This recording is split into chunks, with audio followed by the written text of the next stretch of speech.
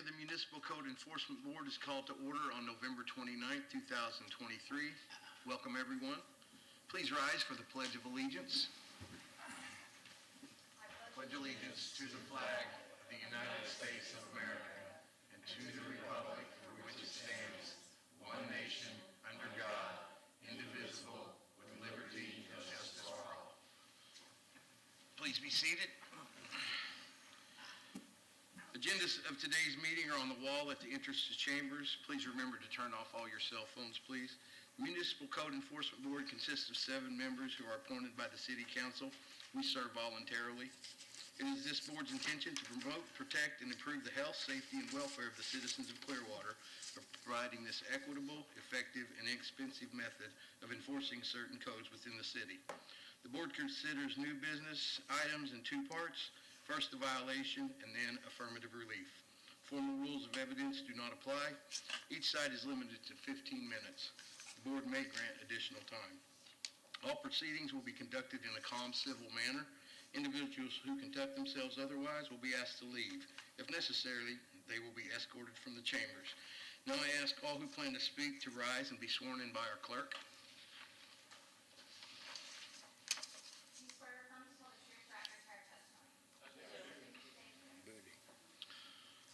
Our first order of business is to review and approve the minutes of last month's meeting. May I have a motion to approve the minutes? Motion to approve. I second it. All in favor? Aye. All opposed? Motion passes. Minutes are approved. Is there anyone here to speak to items that are not on today's agenda? No? All right. Well, let's get started. We are going to start with our new business items. And they are 4.1 on our agenda, case number 32-22, status update regarding respondents Coachman Creek Condo Association at 2625 State Road 590, Building 5 in violation of code for unsafe building. Is there anyone here on behalf of Coachman Creek Condo Association? No? Mr. Cantrell? Is he here? Okay. Hello, Dana. Hello.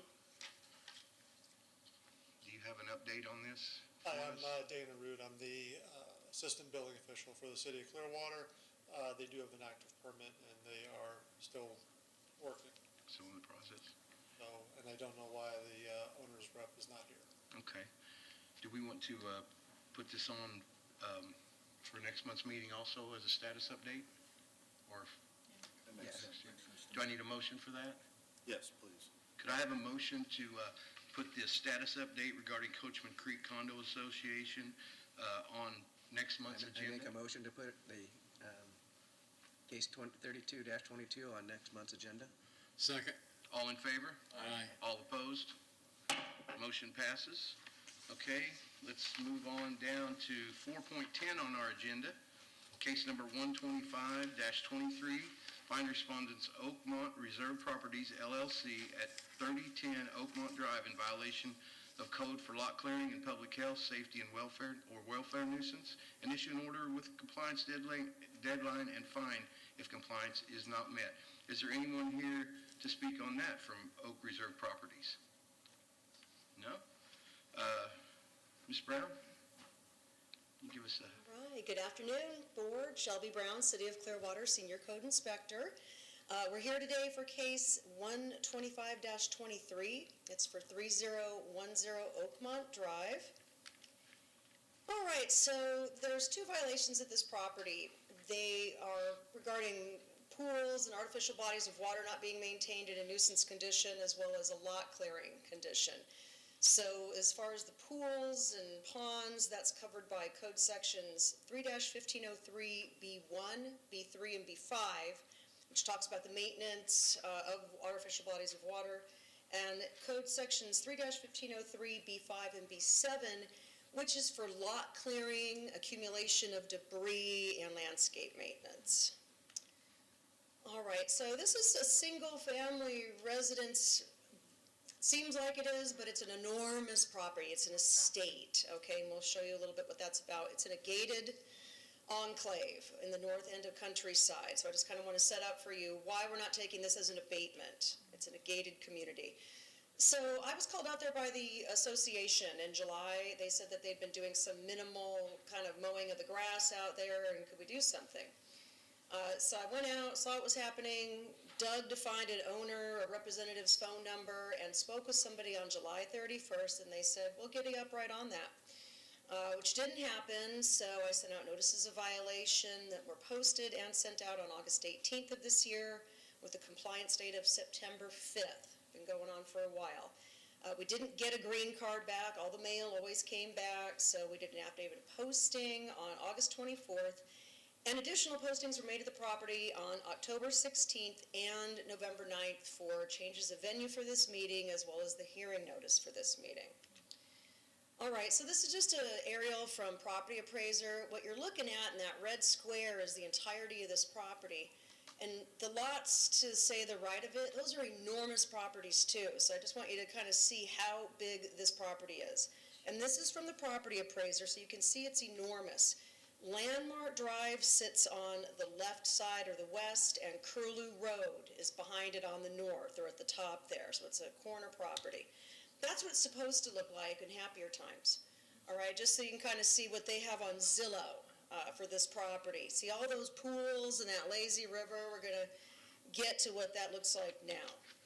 All right, so on September 5th I went out and I did a posting for lot clearing at the property. You can see there's a mailbox there. There's no gate to get into this part of the property, and you're not going to see much here because the association was doing the grass out front. But as you start to walk onto the property, on the left side, weeds, debris piled up. Right side there, these doors and windows have been sitting there for months, just piled up by the front door. All right, and then both the gates to the property were wide open. That's considered an attractive nuisance to children because those bodies of water are not being maintained, and this is the condition it was in. So knowing the property is vacant, I did walk back. So now you're going to start seeing what these bodies of water look like. Everything is green or worse, and nothing is maintained here, and it hasn't been for months. Some pictures of the landscape that's overgrown back there. All right, October 16th, you can see I'm getting more postings out there, more information, just to show that we've been back out there and going. So that day, the gate on the right side of your screen there, that was still wide open, so that's my entry point. They put like a rubber band and a little something on the other side to hold this other giant iron gate in place, but that's not acceptable. All right, and that day, the lazy river is still green, so's the jacuzzi on one of the pools. The fountain is a mess, and this other part of the lazy river toward the front of the property is really, really unmaintained. More landscape that's unmaintained throughout the property, October 16th, and now we're up to November 9th. This is when we came out to do the hearing notice for today's meeting since they didn't sign for that mail. So when I went out at that time, I could still get up to the front, and now they've posted some signs here that say beware of dog, even though nobody's there, and that there's cameras. Looks like on the left side there you see that wood gate, it's closed. I think if you breathed on it too much it might open, but I'm not going to go there because it's closed. And then on the right side I'm just showing you that's what's being used to hold that wrought iron gate in place, is a little rubber band and kind of a little stick. So I'm not going back in there now, because it's not open to me.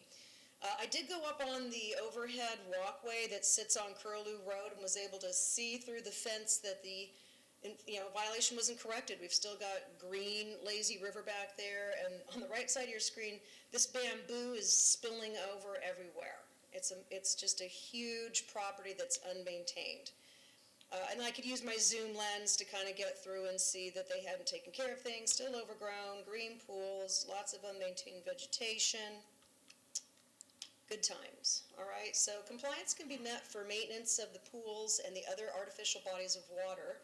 All pools, spas, jacuzzis, fountains, artificial ponds, and large lazy rivers should be repaired so that all the water is clean, filtrated, free of scum, algae, and no longer furnishing a breeding place for mosquitoes. The property should also be properly secured so that these multiple artificial bodies of water do not continue to present an attractive nuisance dangerous to children, or everything can be drained of all water, or they can put covers of a proper size and design over every single one of those bodies of water.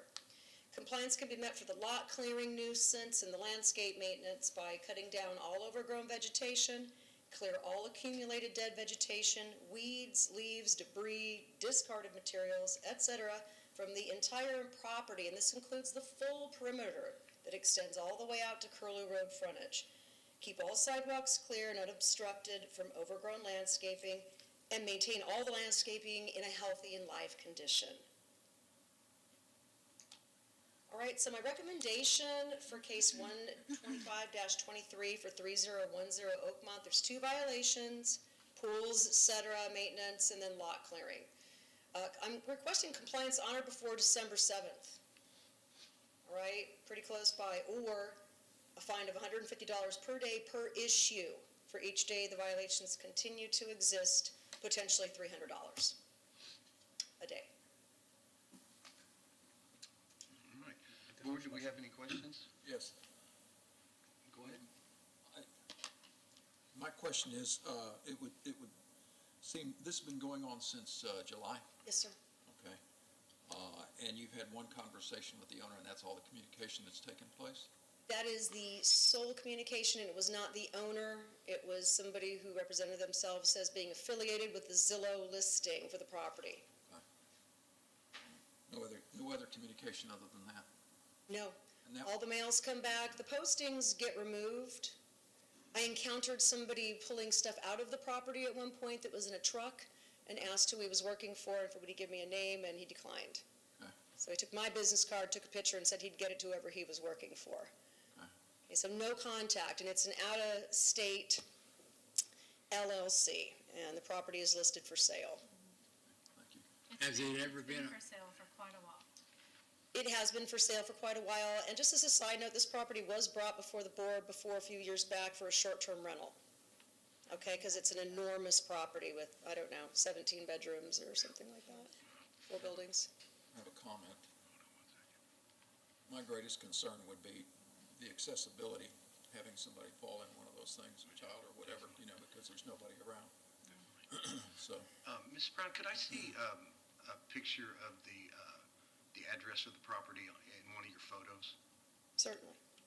Let me just gonna roll back here. Okay. Okay. So 3010, there's also a mailbox that says 3002. That's but- what I was Yeah, getting to. I was it's like, such a giant property, Okay. it took up that much, so, but 3010 is what the primary Okay. address is listed as. you knew where I was going with that. 'Cause I Yes. seen that picture with I the 2 know. in there, and I'm like, wait, just for our records, we need to make sure that we, Agreed, understood. okay.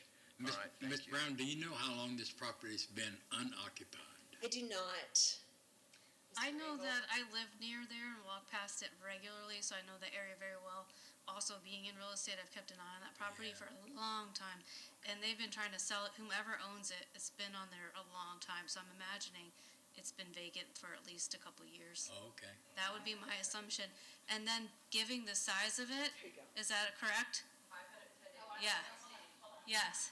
Yeah, it is, 511, actually. it's been quite a while, and given the size of it, the only thing you could really do with it would be a short-term rental, which obviously would not apply for Clearwater, but then also it's in a gated community, it's a cul-de-sac, there's only like 10 Correct. homes on the street, so it's not like, I'm sure their HOA would have restrictions above and beyond what the city would require, so it's an interesting property, it's sad to see it in the state that it's in. Yeah, it looks like at one time it was a nice Gorgeous, property. yeah, Pictures on Zillow Gorgeous. were actually beautiful. yes, yeah. well, moving on. I move to we have to do the first violation. Yeah. Yeah, I move to find the respondent in violation of the code as referred to in the affidavit in this case. Have a second? Second. All in favor? Aye. All opposed? Motion carries. Any other discussion? We do have people here to speak on this one. Oh, do we? Okay. Oh, didn't we ask that in the beginning? Yeah, I thought I asked about the beginning. Okay. That's okay. do we- Thank you very much, I Okay. appreciate it. Okay. Can't take their, Yeah, we have to can't do a take sit- their input now. violation. Okay, We found the violation, but crossed they're off. going to speak, they can speak on the second issue, which is the amount and time. Oh, for this property, Yes. okay. They're not here for 310 Oakmont. Is there anyone here that wants to speak to this 3010 Oakmont Drive property? Is anyone here? No. There you go, Mr. Chair. So Thank let's you. do the second Thank motion. I move to enter an order requiring the respondents to correct the violations on or before December 7th, 2023. If the respondent does not comply by that date, the board may order a fine of $150 per day per violation for each day each violation continues to exist. If fines and fees remain unpaid 3 months after such lien is filed, the city is authorized to foreclose, collect, or settle such lien. We have a second? I second. Second. All in favor? Aye. All opposed? Motion Thank you carries. very much. Thank you, Shelby. All right, next item on our agenda is 4-11, case number 126-23, find respondents Henry and Emmanuel Hebting at 1755 Fulton Avenue in violation of code for vehicle repair in residential zone, parking on unpaved surfaces, an inoperative vehicle, and issue an order with compliance deadline and fine if compliance is not met. Is there anyone here to speak on this case? No? Inspector Dixon, you have the floor. Good afternoon, Board. Greg Dixon, Code Compliance Inspector, City of Clearwater. This property is in compliance, and I just request a declaration of violation. All right. Can we get a declaration? I move to find the respondent was in violation of the code as referred to in the affidavit. In this case, the violation was corrected prior to today's hearing and enter an order that no fine be imposed. If the respondent repeats the violation, the board may order a fine of up to $500 for each day the violation continues to exist. Have a second? I second. All in favor? Aye. All opposed? Motion carries. Next item on our agenda is 4.12, case number 127-23. Find respondents Dorothy Fraley at 1754 Apache Trail in violation of code for parking restrictions, exterior surfaces, and exterior storage, and issue an order with the compliance deadline and fine if compliance is not met. Is there anyone here to speak on this today? No? Inspector Dixon? Yeah, two. Oh, wait. Okay. Ma'am, come forward.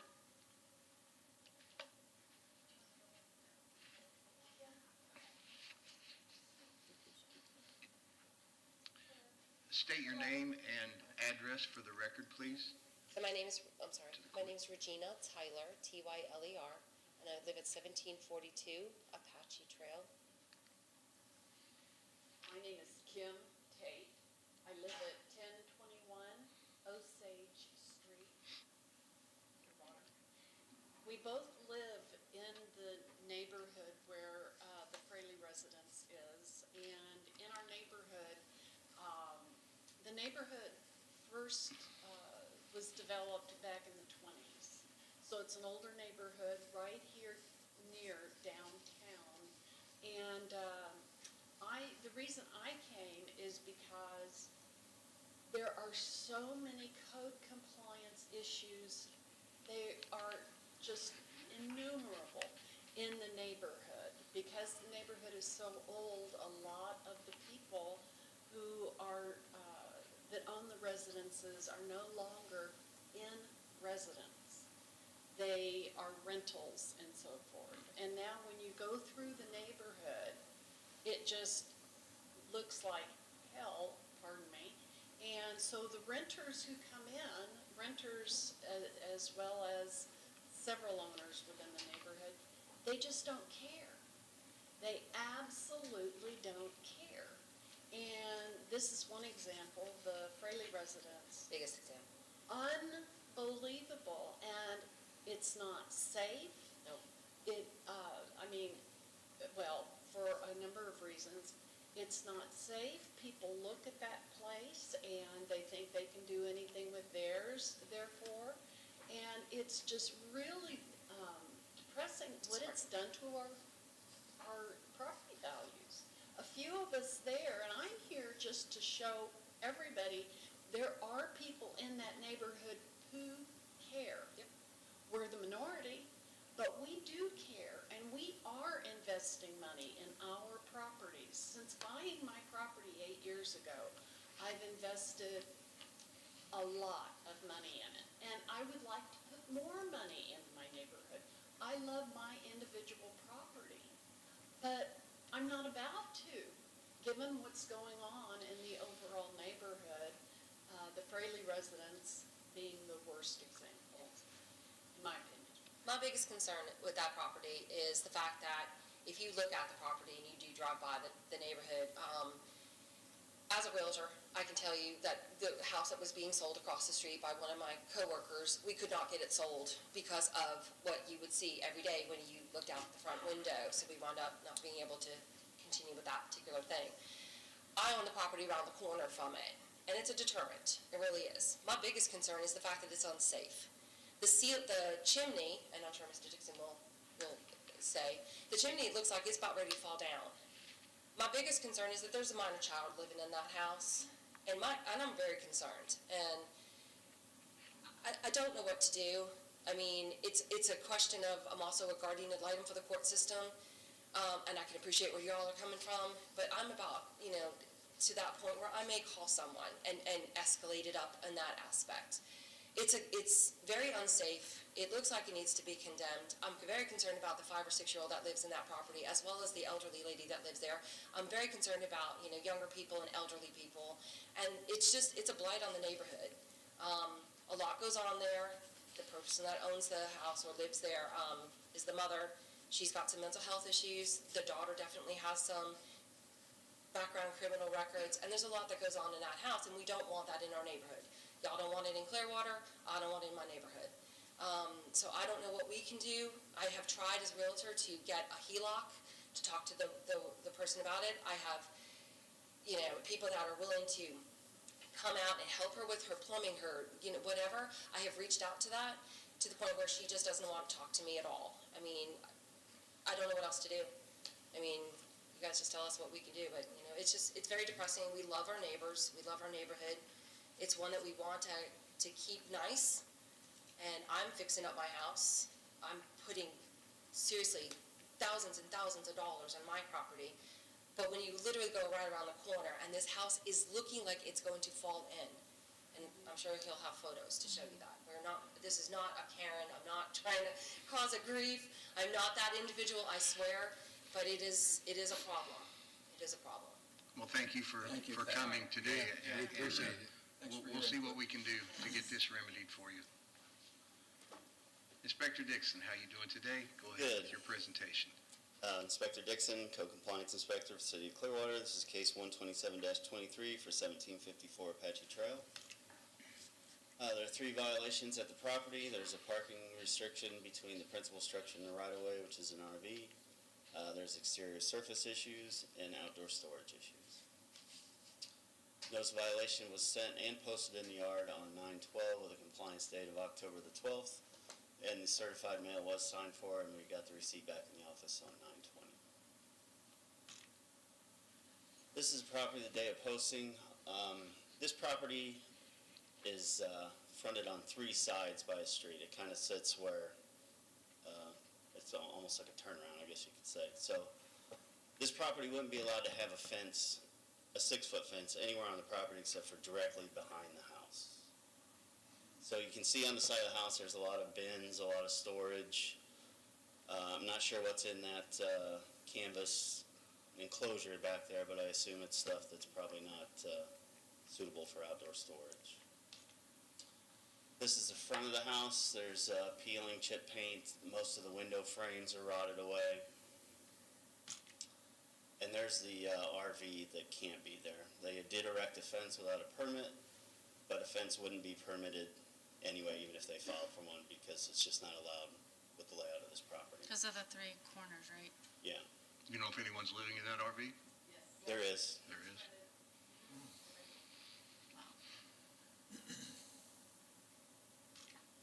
All right, and this is this week. Some of the items have moved around, and they went from the side of the house to the porch to the front. When I went by this morning, the ones that were out front aren't there anymore. I assume they've been tucked around behind the house or behind the fence that I can't see behind. Here's a close-up picture of the house. Nothing's changed. Here's the RV and the fence. Here's the side view. Basically, the whole house needs work. They're in an inch that doesn't need work, like they said.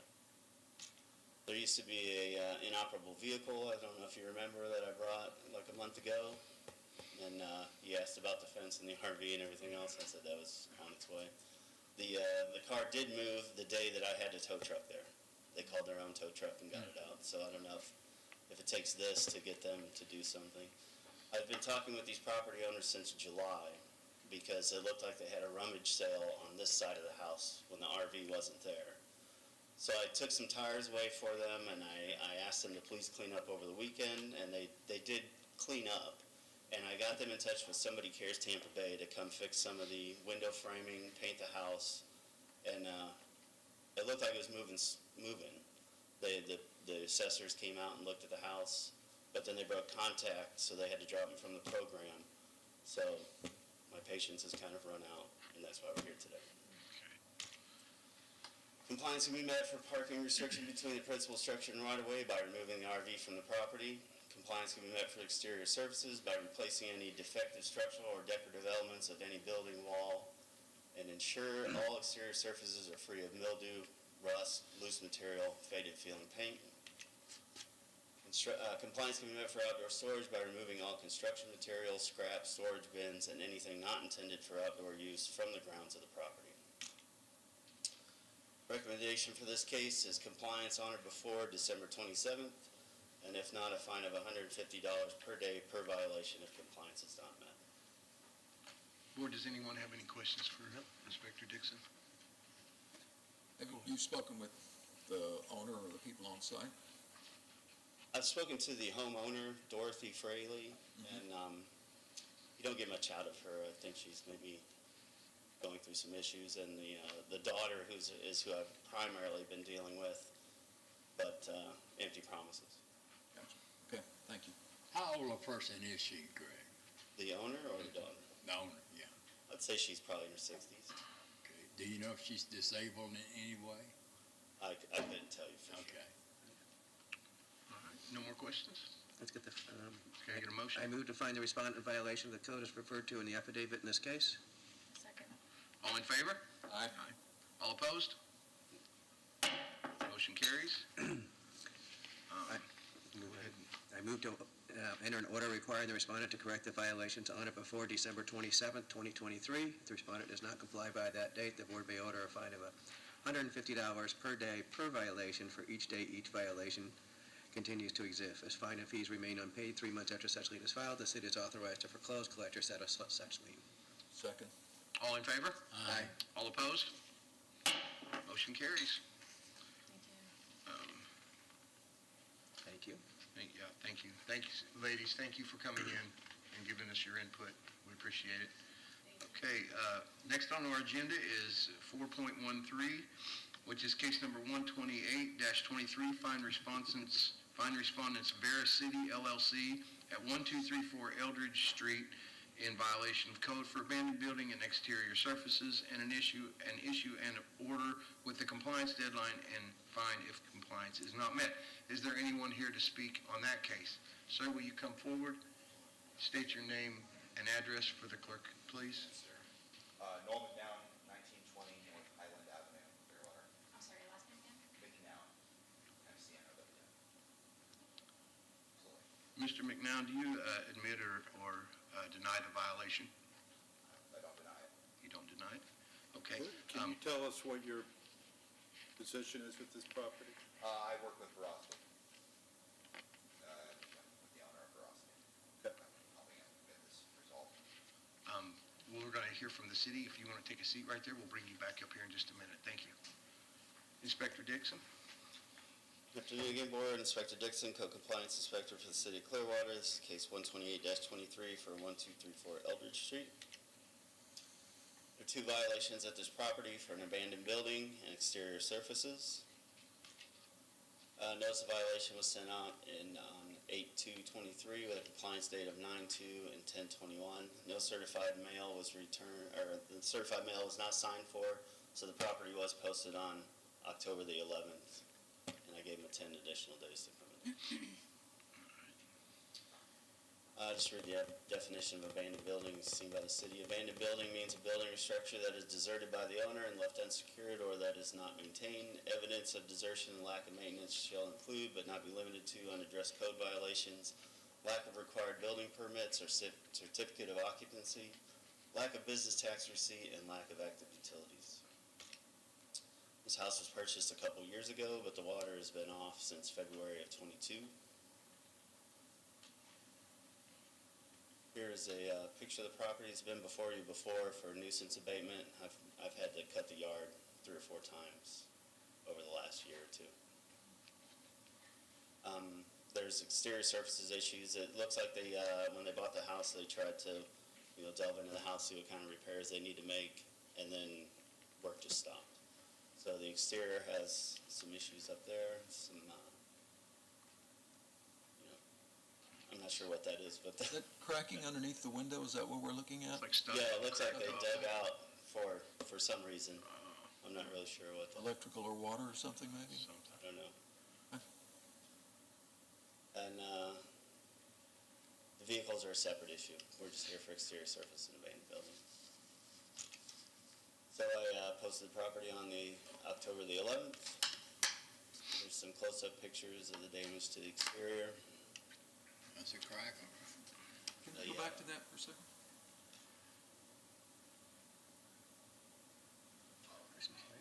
Like somebody just filled it in. Yeah.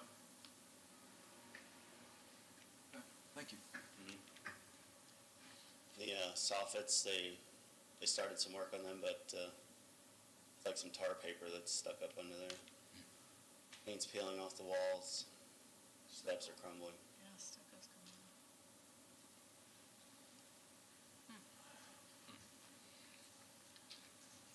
Well, I don't know where my pictures went, but basically looks the same as it did in that picture from October. Compliance can be done for the abandoned building by having all code violations addressed, have current utilities turned on, and have the structure occupied, or they could sell the property or have the property demolished. Compliance can be met for the exterior surfaces by replacing any defective structural or decorative elements of any building wall, and ensure all exterior surfaces are free of mildew, rust, loose material, and faded or peeling paint. My recommendation for this case is compliance on or before December 27th, 2023, or a fine of $150 per day per violation if compliance is not met. Okay. Can I get a first motion, please? I move to find the respondent in violation of the code as referred to in the affidavit in this case. Second. All in favor? Aye. All opposed? First motion carries. If you want to come back up, sir. Must be some hacking in the building somewhere. So please forgive me, this is my first time. That's okay. Just kind of give us a little rundown on what's going on with this property and what you intend to do with it. Absolutely. So I've been tasked with getting this sort of resolved. After this meeting, I'll be getting the water and power turned back on. We are getting, we've had a couple quotes from general contractors to get the property taken care of. We're just sort of playing with who we're going to go with, because unfortunately right now, things are a little bit high on the prices right now. But we are looking into that to getting it proper, livable. But we will have water and power turned on today. We got the exterior services taken care of. And we signed with a landscaper, so you should actually have that done today as well. That is now on a contract, so that'll be continuously done. I do have some photos of the exterior surface from this morning, if you guys would like to see them. Sure, we can look at them. So these were taken today. There's a little thing right there. Bear with me. Just right on top of this. Yeah, just in case you would like that. Beautiful. Okay, so this was this morning. Sorry, it's a little. I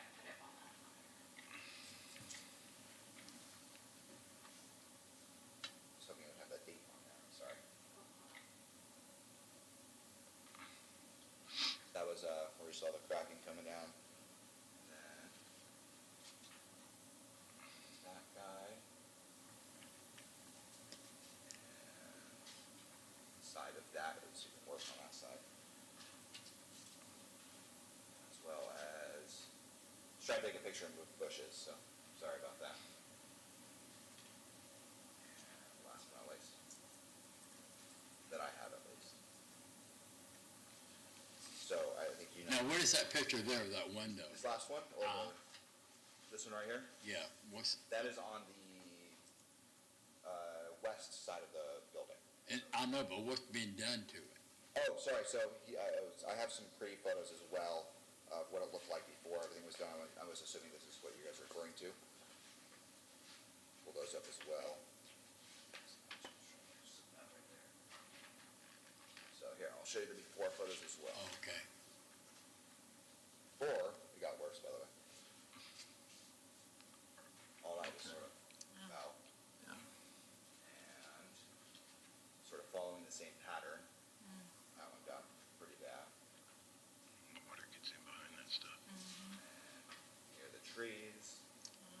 I was a good 3 inches in, which is interesting. We did have it checked out by a structural engineer who said it is not structural. And it was Oh, okay, Good. good. thank goodness. Good.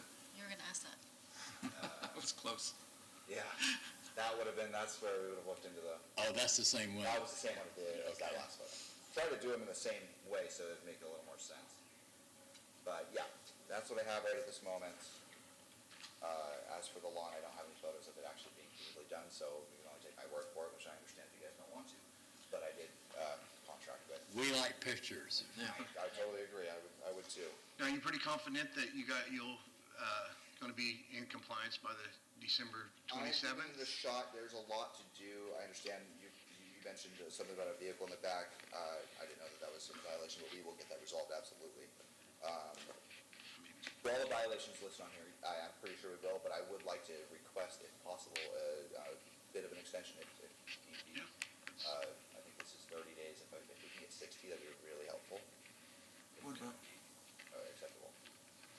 what about requesting an update on the 27th? We can do that. Yeah, we can do that.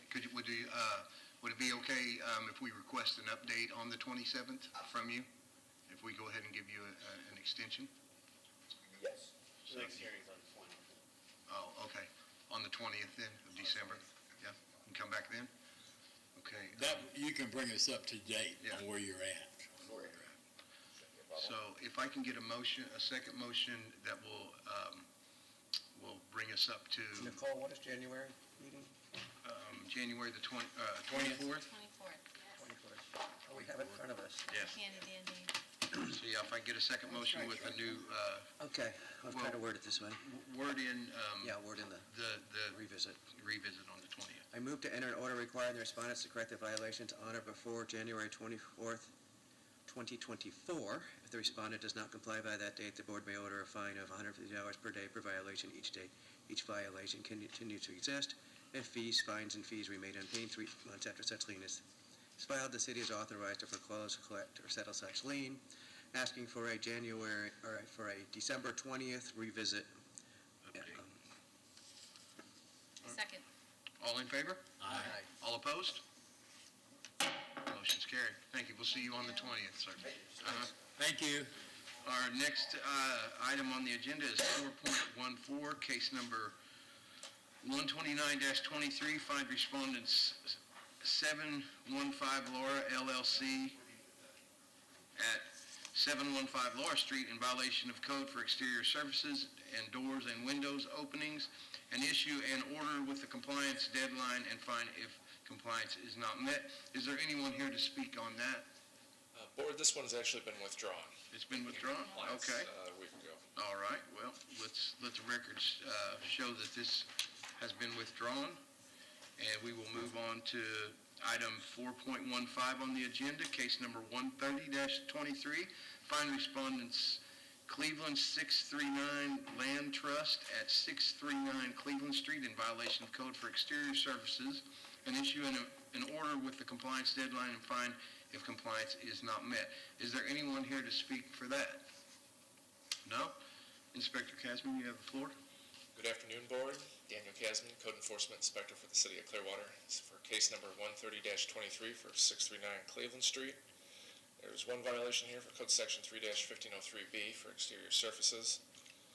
These are the dates the notice of violation of compliance was sent out, and I did get a certified mail receipt back, but nothing was done to the property. I actually was called by the property manager the other day, which is a property manager I deal with several other properties in downtown, and once I spoke with them, they said they would take care of it sooner rather than later, but still go through the case today.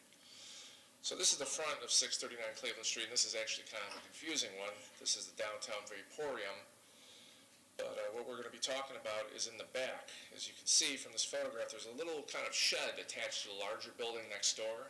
It actually turns out that that little shed is owned by 639 Cleveland Street, even though it's physically attached to the adjoining property. They're two separate parcels. That's weird. The owner of the parcel adjacent cleared up their building and painted it, but when I have an aerial here on property appraiser that shows you exactly where the division is, which was confusing to me as well. So this is a closer look at the property.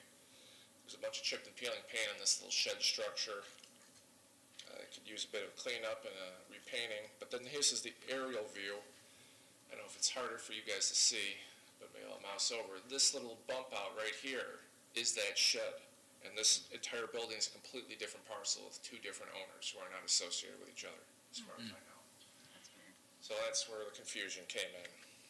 Are they confused at who owns the building, or? No, Okay. they're not at all. I thought that when I'd spoken to the adjacent property owner of the larger building, I said, well, why didn't you guys take care of the little shed too? And they said, well, we don't own that. That's actually theirs, Okay. even though they're physically attached. So I went back in October, and then the property was still not taken care of after the compliance date, and this was in November, still the same thing. But once I spoke with the property owner, this was yesterday, still in rough shape, but the property manager that I spoke with, Gladys McDonald, she also deals with several other properties that I've had fixed up in the downtown area, and she's always come through, so I'm assuming that they're gonna take care of this before the compliance date. So, compliance being met for the exterior surfaces by repairing any structural damage, repainting where there's chipped and peeling paint, and I'm requesting compliance on it before December 29th, 2023, or a fine of $150 per day per violation for each day the violation continues to exist. All right, board, do you have any questions for Inspector Casman? No? Can I get a first motion? I move to find the respondent in violation of the code as referred to in the affidavit in this case. Second. All in favor? Aye. All opposed? Motion carries.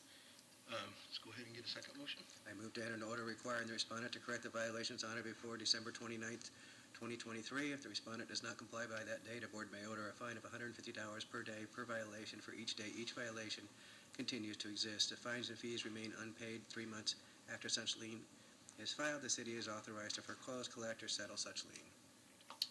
Get a second? Second. All in favor? Aye. All opposed? Motion carries.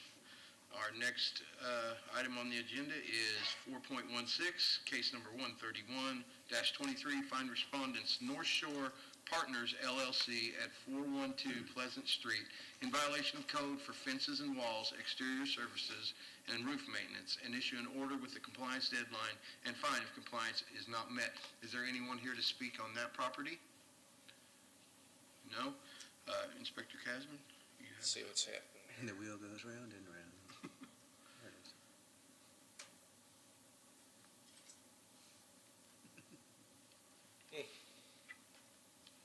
Looks like the PowerPoint's having a little bit of trouble. I might just present it as on the sidebar there, and hopefully it might be large enough for us to still see what's going on, if everyone's all right with that. You can act it out. Okay. I'll do my best. So let me know. We'll try it like this. Daniel Casman, Code Enforcement Inspector for the City of Clearwater. There you go. All right.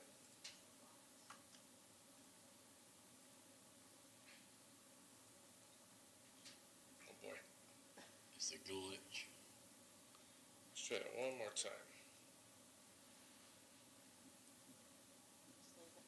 I'll just leave it.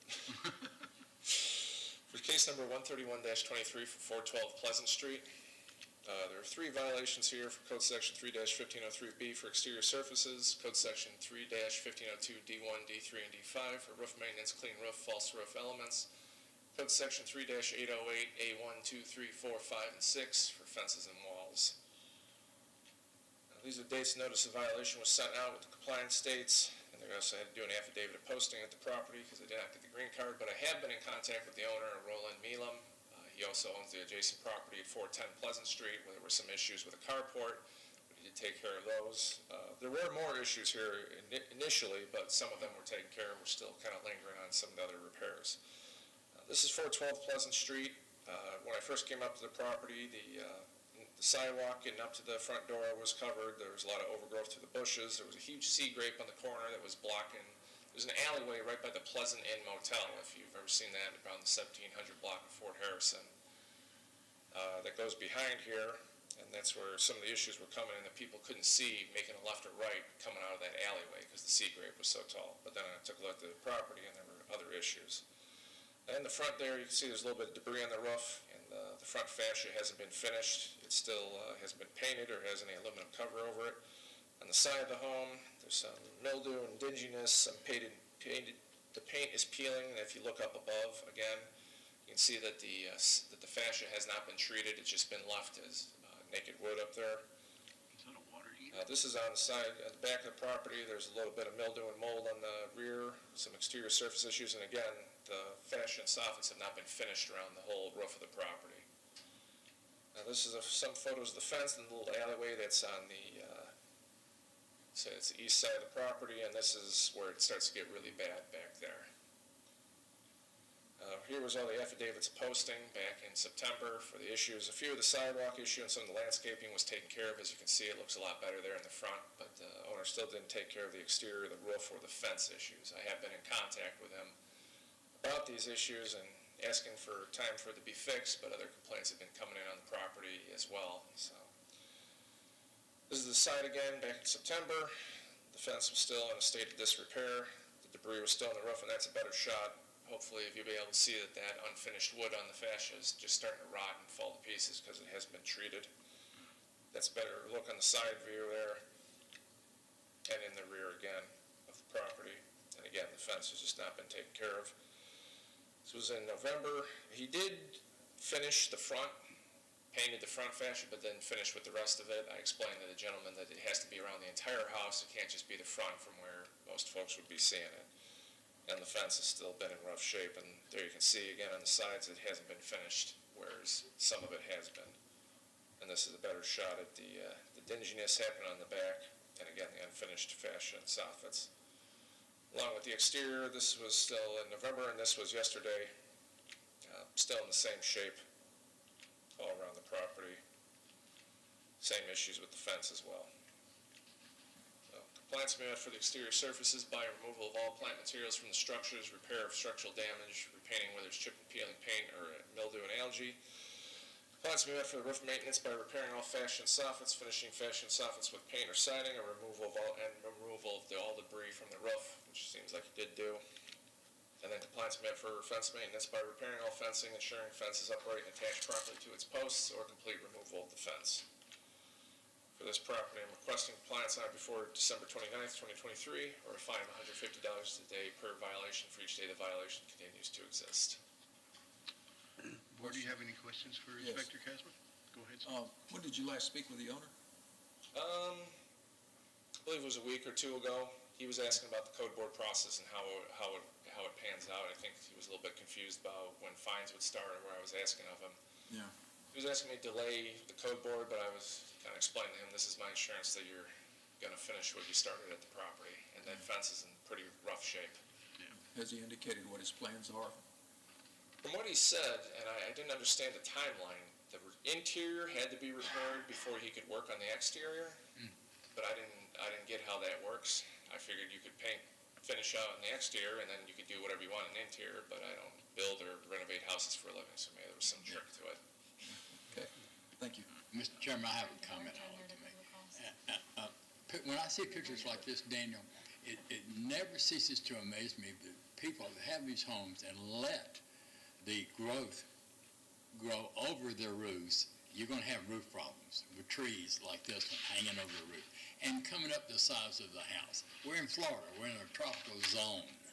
You have to take care of the outside before you do the inside. And this is just living proof of it. I'm amazed that he let it go this far. Well, I have a little bit of faith that it's going to be taken care of, but like I said, a hard date tends to get people working faster on things. Yeah. Soft date. Push comes I to move to shove. find the respondent in violation of the code as referred to in the affidavit in this case. Second. All in favor? Aye. All opposed? Motion carries. You get a second motion? I move to enter the order requiring the respondent to correct the violations on or before December 29th, 2023. If the respondent does not comply by the date, board may order a fine of $150 per day per violation. For each day each violation continues to exist, if fines and fees remain unpaid. 3 months after such lien is filed, the city is authorized to foreclose, collect, or settle such lien. Now, a second? Second. All in favor? Aye. All opposed? Motion carries. All right, next case is There you are again. 4.17 on our agenda. Case number 132-23, find respondent's Family Home Florida Enterprises Corporation at 32 North Fort Harrison Avenue in violation of code for exterior surfaces and issue an order with the compliance deadline and fine if compliance is not met. Is there anyone here to speak on that property? No? Inspector Casman? Hello again, Board. Daniel Casman, Code Enforcement Inspector for the City of Clearwater. It's for case number 132-23 for 32 North Fort Harrison Avenue. There's one violation here for code section 3-1503B for exterior surfaces. I did speak with the owner on this several times. She actually did show up early this meeting while you guys were working with Greg Dixon on his other case. She just needed a few extra details on what exactly needed to be done. I think we're in a good spot. They just, they had to understand how much of the code applies to the entire building and not just one specific portion of the building. But we'll go through it and I'll show you what was going on. This is the date notice of violation was sent out, May 22nd, 2023, compliance date. They did get the certified mail back. Notice the hearing was posted on 11/09. I've been going back and forth with the owner for the past few months about this property. This is the Hispania Tapas Cafe, if you've ever seen it on the corner there of Fort Harrison. The issue was on the side here that this little Gardena art awning was missing a big chunk out of it there. And I don't know if you can tell at the photo, there's a little bit of flashing that's peeling off. But as we go through a few of the photos, this is a better look of it in July. If you go through this photo, I'd like to direct your eyes up into the middle of the property. There's a secondary awning on the second floor, which is tattered and full of ripped cloth and fabric.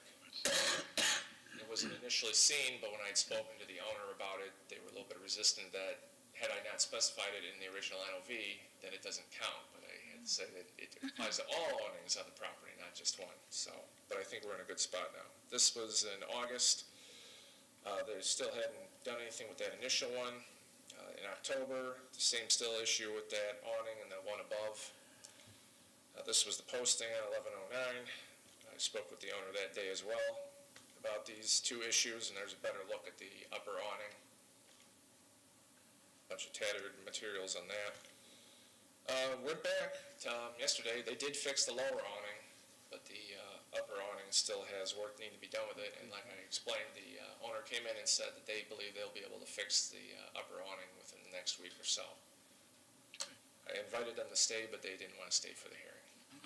So, compliance will be met for the exterior surface by repairing any damage to exterior and to all awnings on the property. This includes replacing ripped or torn cabinets. And I'm requesting compliance on it before December 29th, 2023, or a fine of $150 per day per violation for each day the violation continues to exist. Can I get a motion? Move to find the respondent in violation of the code as referred to in the affidavit in this case.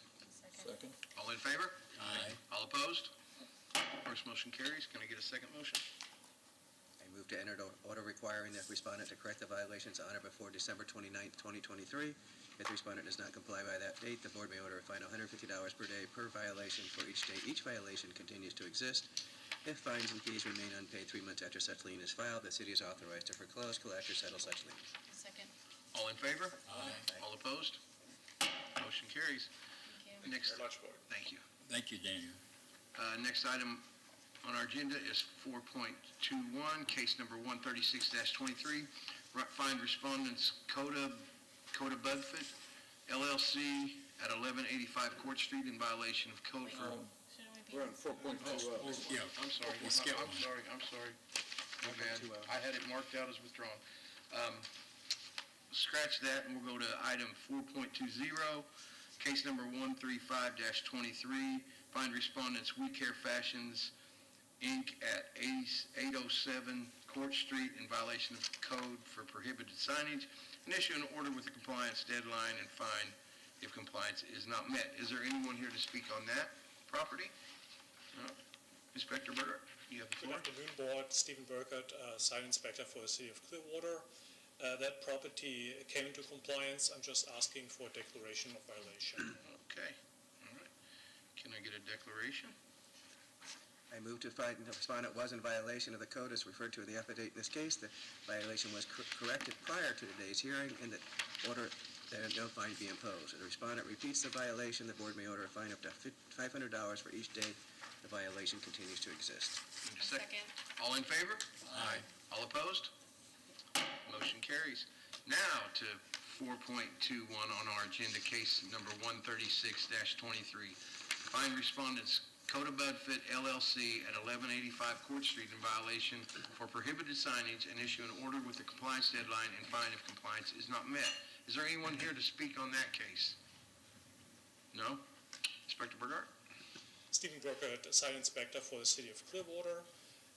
This case is at 1185 Court Street, case number 136-23.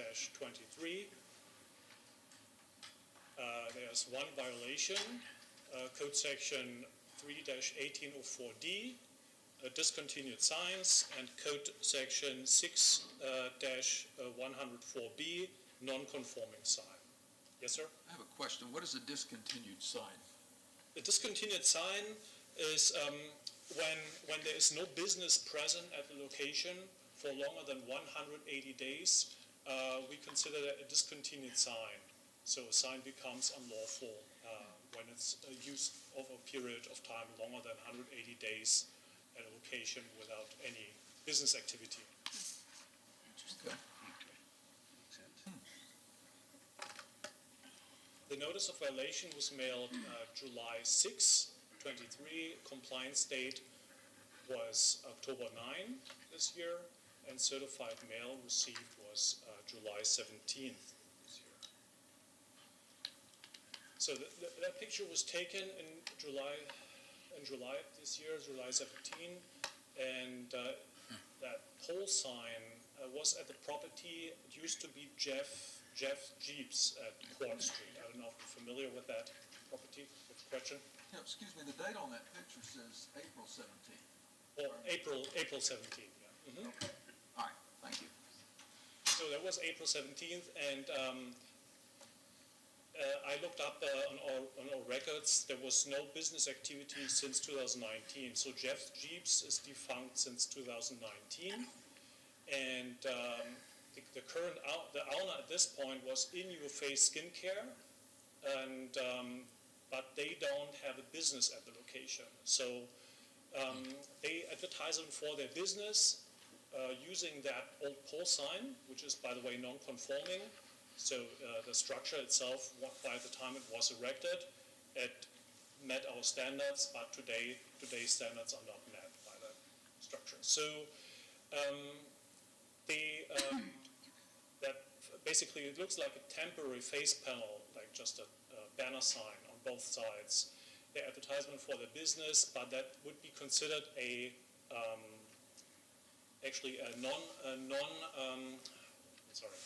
billboard sign, a sign that's not advertisement at a point of sale, and that is illegal in Clearwater. You cannot advertise outside the point of sale, so it's a billboard. So I called the property owner, and they told me they were in the process of selling the property, and in 1 or 2 weeks the sale would be finished, and so they said there's no way to enforce on that in that time. So what I did, I was waiting till till the property appraiser would give me the new address of the owner. I contacted the new owner and sent a letter, certified mail, but I never heard back from them.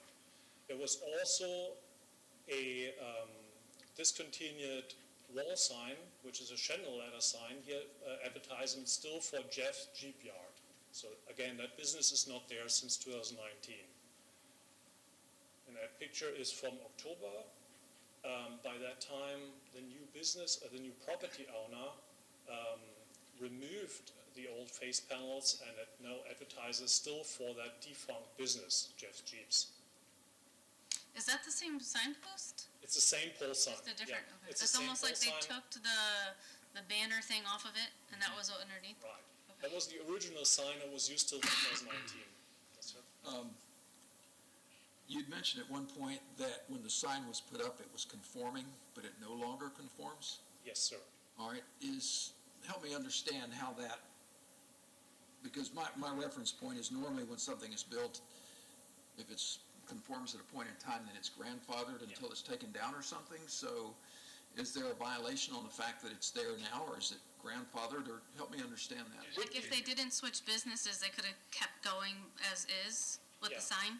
But since they switched businesses? Okay. Yes, as long as the sign is being used continuously and the sign is not deteriorated to a point where it takes 50% of the value to maintain it, to basically bring it in the original state. And also the sign cannot be altered, the sign structure cannot be altered. The face panel itself can be changed and can be used by a future tenant. Right. But it needs to be used or it needs to be covered, so it's not advertisement for the original business anymore that was advertised in 2019. So I asked the property owner to remove the channel letter sign, which is deteriorating.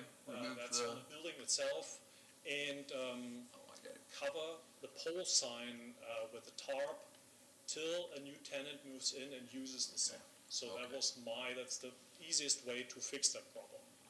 So Wait, it's I thought you said the sign was out of date or non-conforming, so a new tenant can still use it though? A new tenant can still use it, but they have to use it. They cannot have it vacant for a long period of time, and it cannot be further dilapidating, basically. So until it's not, again, it's not destroyed, it's not damaged, over 50% of its value, they can use it. So it's non-conforming because it's somewhat dilapidated and because it's over 180 days, basically. It's discontinued, and those are the specifics of what's wrong with it. If they pull the panels off or tarped it, then they're good. Yeah. And the new on the owner, whole sign. a new business can then erect a new sign on that, or do a new sign facing or whatever on that post. Yeah, that would Thank you. bring it in conformity. Thank you for helping me understand that. No problem. So that was on November 27. It still has the old sign face.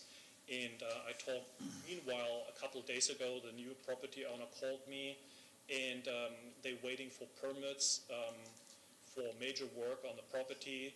And once they have workers present there, they will work on that sign and bring that into compliance. So that's currently, for the property owner, just an insurance issue. They don't want to have any workers present without any permits. So once that is done, then so basically compliance can be met for the discontinued sign by removing the wall sign on the building and covering the face panels of the pole sign. So my recommendations for the case is for the one violation, discontinued signs, is requesting compliance on or before January 29th, 2024. If the violation continues to exist, impose a fine of $150 per day, each day the violation continues to exist. Why can't they just come out there and go ahead? I live right the street from this place, just a couple blocks, so I know about it, okay? Why don't they just come out there and cover up the sign? Why do they have to separate it and say, well, we won't do it till we sell it? That has nothing to do with covering up the sign now. Yeah, but it's It's been sold. It's the new, Yeah. Yeah, but there's no one in there. right, but it's the new owner. If the new owner's waiting on permits, I know the liability of done unpermitted work, and so it would appear to me that they're smart enough to know that, and they want their permits before they begin work, so they don't create. I understand that. That's not my question. My question is, why isn't it covered up now? If it's not being used, which it's not. I don't understand. I gave again, when I sent out the original mail, I gave the property owner 3 months as it is required for that time of work. And there was no contact. There's no telephone number, no contact for the property owner. It just, I think on Monday, she called me. And then I talked with her and she said she will send out as soon as possible workers to that property, and because they are currently in the process of the permitting process for remodeling for some work at the building. So that's the reason. If you're requesting a compliance before the 29th, that's 2 months, and they ought to be able to either have their permits or give us an update by then and be able to do something. Yeah, they've been going out of that business for at least 3 years. Yeah. Okay. There's nobody there. I move to find the respondent in violation of the code as referred to in the affidavit in this case. Have a second? All in favor? Aye. All opposed? First motion carries. Can I get a I second? move to order enter an order requiring the respondent to correct the violations on or before January 29th, 2024. If the respondent does not comply by that date, the board may order a fine of $150 per day per violation for each day each violation continues to exist. If fines and fees remain unpaid 3 months after such lien is filed, the city is authorized to foreclose, collect, or settle such lien. Second. All in favor? Aye. All opposed? Motion carries. Next item on our Thank agenda you, Stefan. is 4.22, case number 137-23. I was going to say, you're not leaving yet. I'm sorry. Find respondents, Welcome back, Stefan. ProStar Multi-Services LLC at 19080 US Highway 19 North in violation of code for prohibited signage, and issue an order with a compliance deadline and fine if compliance is not met. Is there anyone here to speak on that? No? Inspector Burkert? Stephen Burkert, sign inspector for the city of Clearwater. That case, it came into compliance. I'm just asking for declaration. All right, can I get a declaration for that one? I move to find the respondent was in violation of the code as referred to in the affidavit in this case. The violation was corrected prior to today's hearing and enter an order that no fine be imposed. If the respondent repeats the violation, the board may order a fine up to $500 for each day the violation continues to exist. A second? Second. All in favor? Aye. All opposed? Compliance carries. Thank you. Thank you, Mr. Inspector Burkhardt. Okay, now to old business items. These are accept the affidavits of compliance for the cases listed. Case 53-20, case 79-22, case 52-23, case 54-23, case 89-23, case 62-23, and case 89-23. I move to accept the affidavits as compliance is listed. I'll second that. All in favor? Aye. All opposed? Motion carries. Next is 5.2 on our agenda, accept the affidavits of noncompliance for respondents Cleveland Gulf to Bay LLC at 1417 Cleveland Street for permits. Is there anyone here to speak on that? Sir? Step to the podium and state your name and address to the clerk for our records.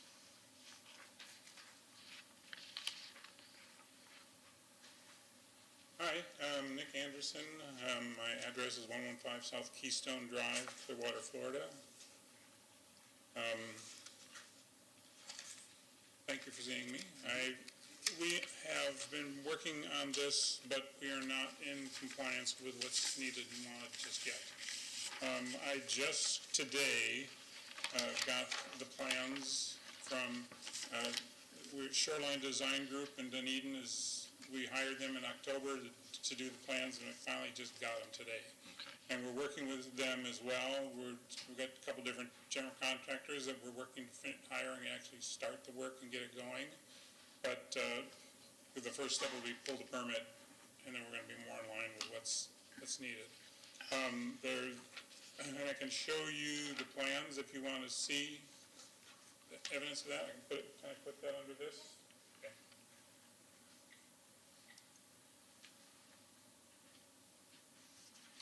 What we were initially, let me turn around this way. This looks more like the,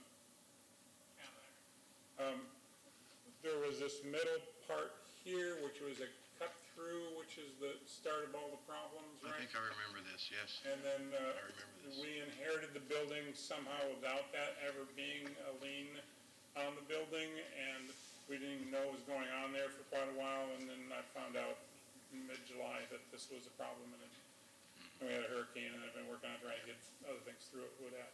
But now with these plans that they've looked at, that looks like we're also probably gonna have to add a handicap bathroom to the place, because there isn't one there.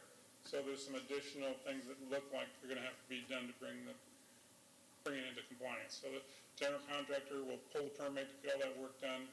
So I'm asking that we have a little bit more time to do the work done, show you that we're actually doing the work, but it's not in compliance just yet. Okay. The owner isn't ignoring it. He's completely aware of every step that's going on, and I'm working on, I'm the property manager for the property, and we're continuing to work on getting it done. Okay. We aren't relying on the restaurant tour to do it. The owner's going to make sure it gets done. All right, Mr. Anderson, if you want to have a seat over there, we'll Okay. hear from Inspector Espinosa real quick, and we'll call you back up. Thank you.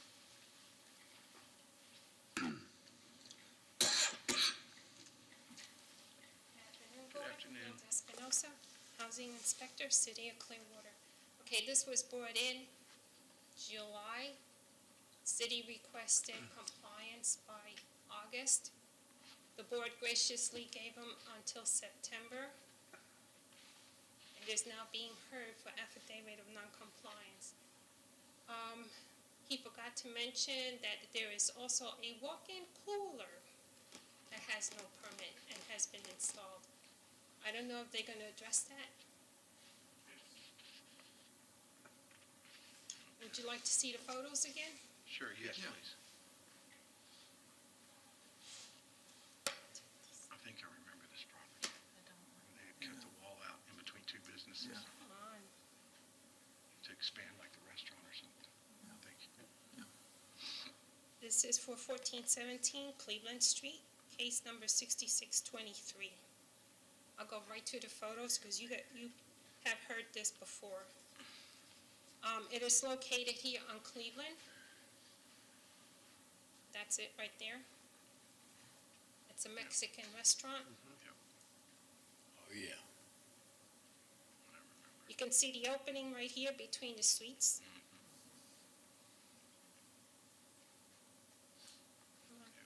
That's the opening. This is where the walk-in cooler is. Is that inside or outside? This is inside. Okay. And then this is what originally was. Oh, shoot, come on. I had numerous suites in there, and they were all different addresses.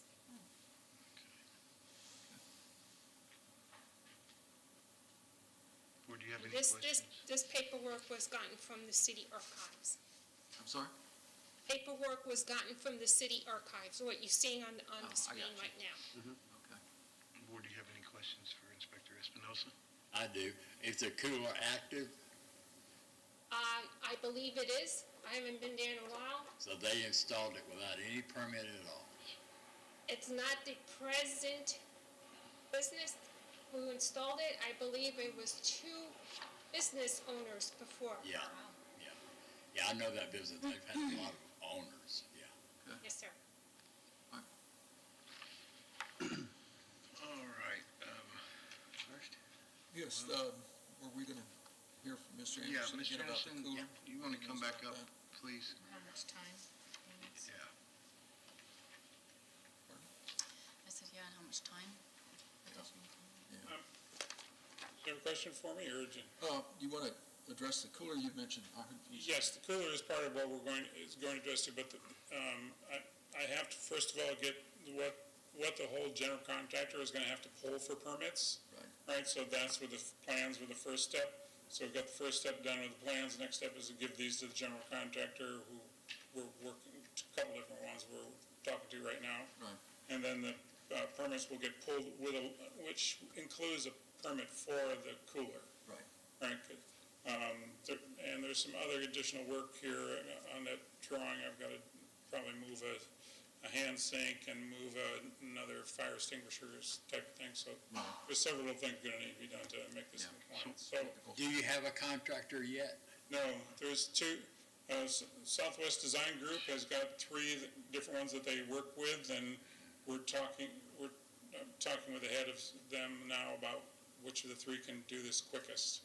Mostly it's kind of trying to find out who's got availability to be able to work on this, because I'd like to have an extension to the 29th and maybe give you an update in December on the 27th if necessary. But I'm going to need some time to get the contractor, get the permit pulled, and get the work being done. Is Southwest Design, are they like an architect or engineering firm, or are they just a They're mostly an architect design group. They're not really, they don't have the contractors themselves, right? It's just that these are different ones that they've done plans before and worked with. Right, but Right, they're going Southwest to, Design Group came to me from the owner. They're not contractors. They're not contractors. contractors now. So they're gonna produce your construction drawings, and then your contractor will take those to the city to pull the City, the permit, permit's pulled, yeah, and then pull your permit, and then you'll do the work. Is that the idea? Okay, that's the idea. okay. What kind of timeline are you thinking you're going to need on this? I'm gonna need I'm thinking I'm gonna need to the 29th of January to make sure that we've got everything, permits pulled, hopefully, and then I don't know. The contractor's gonna have to basically give me an idea of how long the work's gonna take to get done, because there's also the cost of all this and like handling all that, but at least. There's been some time to work on this Yeah, before you got here, I know. so. Couldn't you do it by December 29th instead of I January? think we get permits pulled by then, yes. I would, based on my experience with commercial, if he gets a permit pulled by the 29th, I'd be surprised just because it's commercial. It's a different animal, And but the holidays, we could too. certainly ask for an update perhaps to see where that at least it's been applied for and it's in review or what have you. to Well, see I was that. thinking about an update on the 29th. Oh, yeah, yeah, good. We're on the same page. Inspector Espinosa, do you have a recommendation on this also? I'm okay extending it, I just wanted to, what the city's stance Yeah. is. Hello, Board. I'm Kevin Garrett. I'm the building official for City of Clearwater. If I could just remind you, this is a simple agenda item that's just notifying you all that the date that was set by the board did not get met. So our staff is filing with you that they did not comply with that date. Simply put, the case was heard twice, one with the old owner, one with his current owner, and that was in July or months ago. Today, this agenda item is simply for just notifying you that they did not meet the date that you all specified. Is it a second violation then? Do we move to a second violation on it now? This is just the affidavit of noncompliance, which is basically this inspector's sworn statement that on that deadline that was set in the order that you already rendered on this, that on that deadline, they were still in violation, which would, if you accept the affidavit, then it would trigger the fine to start running as you already ordered. But we do have the option of extending it. In the past, you have continued the acceptance of it, which would essentially delay the clerk's recording of it. But if it came back and then you accepted it next month, then it would still, the order would be recorded. It would still have the date of the fine amount as you previously ordered it. So it would just kind of delay the process. So you can decide to accept it, you can decide to delay it, you can decide to not accept it. Board, what's your I like a delay, simply for the fact that there's some activity going on in terms of the drawings, and if we get an update next month and there's no change, then we can look at it again. So if we get an update next month and nothing has happened, we could still then accept the affidavit of non-compliance? Yes, we could, I would rather, if you're going to go that direction, we put it on for an action item. Okay. Okay. Yeah, I like that. Okay. Is everybody in agreement on that? Okay. How would we word that, Andy? So you're just putting this back on the agenda for next month for you to vote on acceptance of the affidavit of non-compliance. Okay, and next month's meeting is on the 24th? No, that's Or- January, December 20th. December 20th. Okay, Mr. Anderson, I'm going to, You need a motion? We're gonna delay it. do I need a motion, Andy? Yes, let's do a motion. Can I get a motion to delay the acceptance of noncompliance until December 20th meeting, 2023? I move to delay case number 137-23 until next month's meeting, December 20th, 2023. Can I get a second? Second. All in favor? Aye. All opposed? All right, that will carry until next month. We'll see you next month, okay? Thank you. Case, let's see. Okay. Agenda item 6.1, case 99-18, consider request by petitioners Amy Brannon at 615 Bellevue Boulevard to reduce the fine for exterior surfaces and exterior storage, and if approved, issue an order that specifies the fine that includes administrative costs and establishes a date payable, or the lien will revert to its original amount. Is there anyone here to speak on that case? No? Nope. What do we do with that? Yeah, who's, Mr. Chair, if I may, we, Yes, Mr. Simpson. the petition was filed by this Ms. Brannon, I believe. We've calculated the costs and from the staff and both the clerk, and we've passed that over to Mr. Salzman, and I believe the total between the two is $1,521.20. And we have no objection to the board doing whatever the board would like to do with the fine, except for we would like to recoup the cost. And what is the total fine outstanding? It was this would be the cost, both the investigative costs and the, Not the cost, the whole. oh, the total amount of fine, I'm not sure, Madam Clerk. $557,400. That's the one I thought it was, yeah. What was that, Nicole, 5? And you're, $557,400. I would suggest a reduction of maybe 10,000. and your administrative fee was the $1,521? The total, no, I'm sorry, Or- Mr. Chair, the investigative costs were $780, and the administrative costs were $741.20, so that combined was Combined. $1,521.20. That we normally take the position that the burden is on the property owner to explain why it should be reduced at all, but we don't have any objection to whatever you all decide to do here.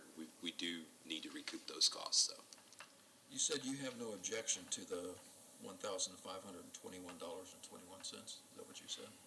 Yes, sir. What I'm saying is that was the cost to the city for prosecuting and making this case, and the clerk's fees, there's recording fees, there's, documents that have to get printed out and mailed and all that sort of thing. So that's our calculation of about what that costs. So we absolutely need to recoup that.